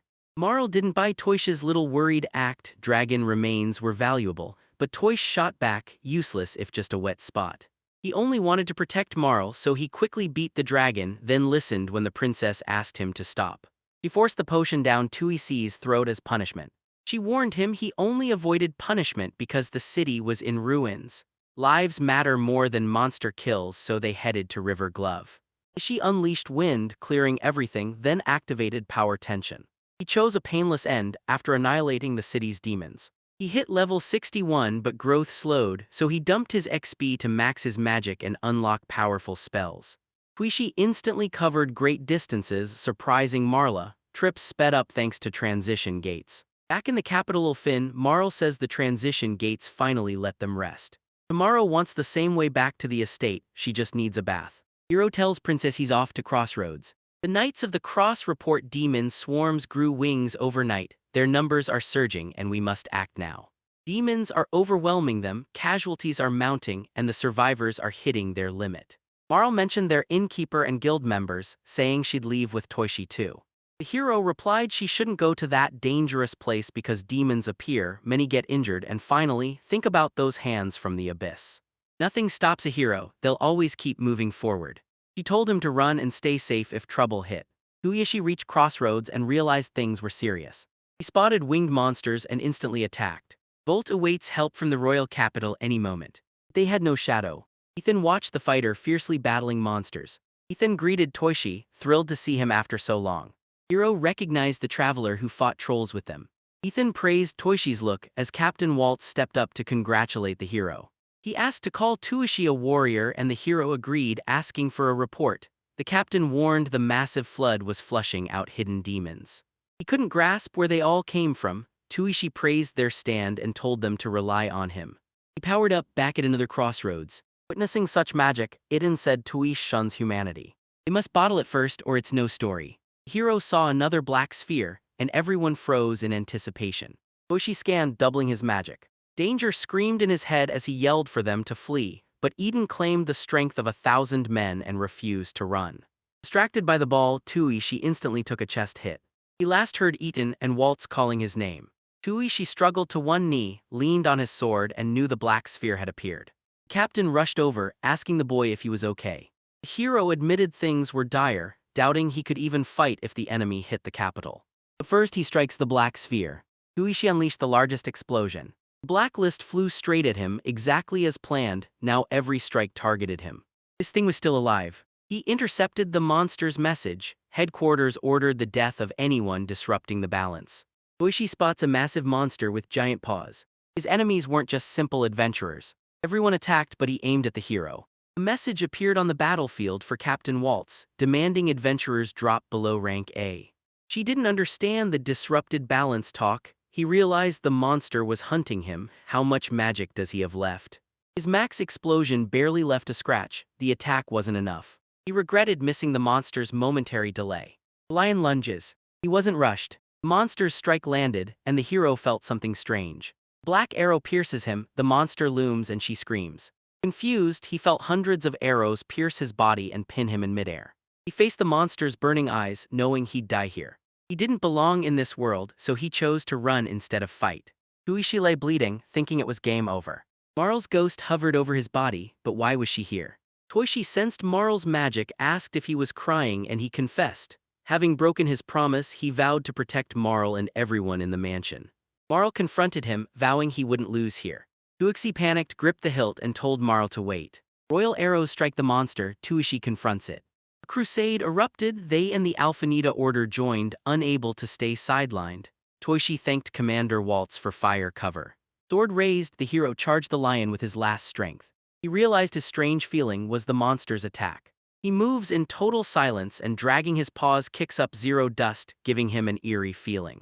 Confident he could fix any chaos, Toishi activated restoration magic. The monster is silent but its tracks remain. He'll use his tracking skill to hunt the black lion and strike first. Hero unleashed the move, striking the monster. He knew he had to repeat it. The monster still saw the man as food. Toishi Delta's magic painfully hits the enemy. The monster roared wildly. Hero's sword kept wounding the mighty monster. One precise strike sliced the lion's head clean off. The hero sat by the gross head and asked who he was.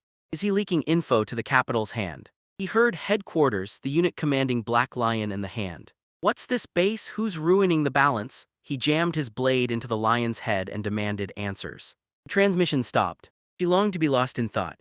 He thought headquarters captured those disrupting balance, causing chaos, attacking nations and cutting populations. He must learn their identity, their goal, and his true enemy. They aren't monsters or units. Something way bigger is happening. The king's soldiers rushed over, calling him reckless while checking if he was okay. He confessed but didn't care. Protecting Marla and everyone else was enough.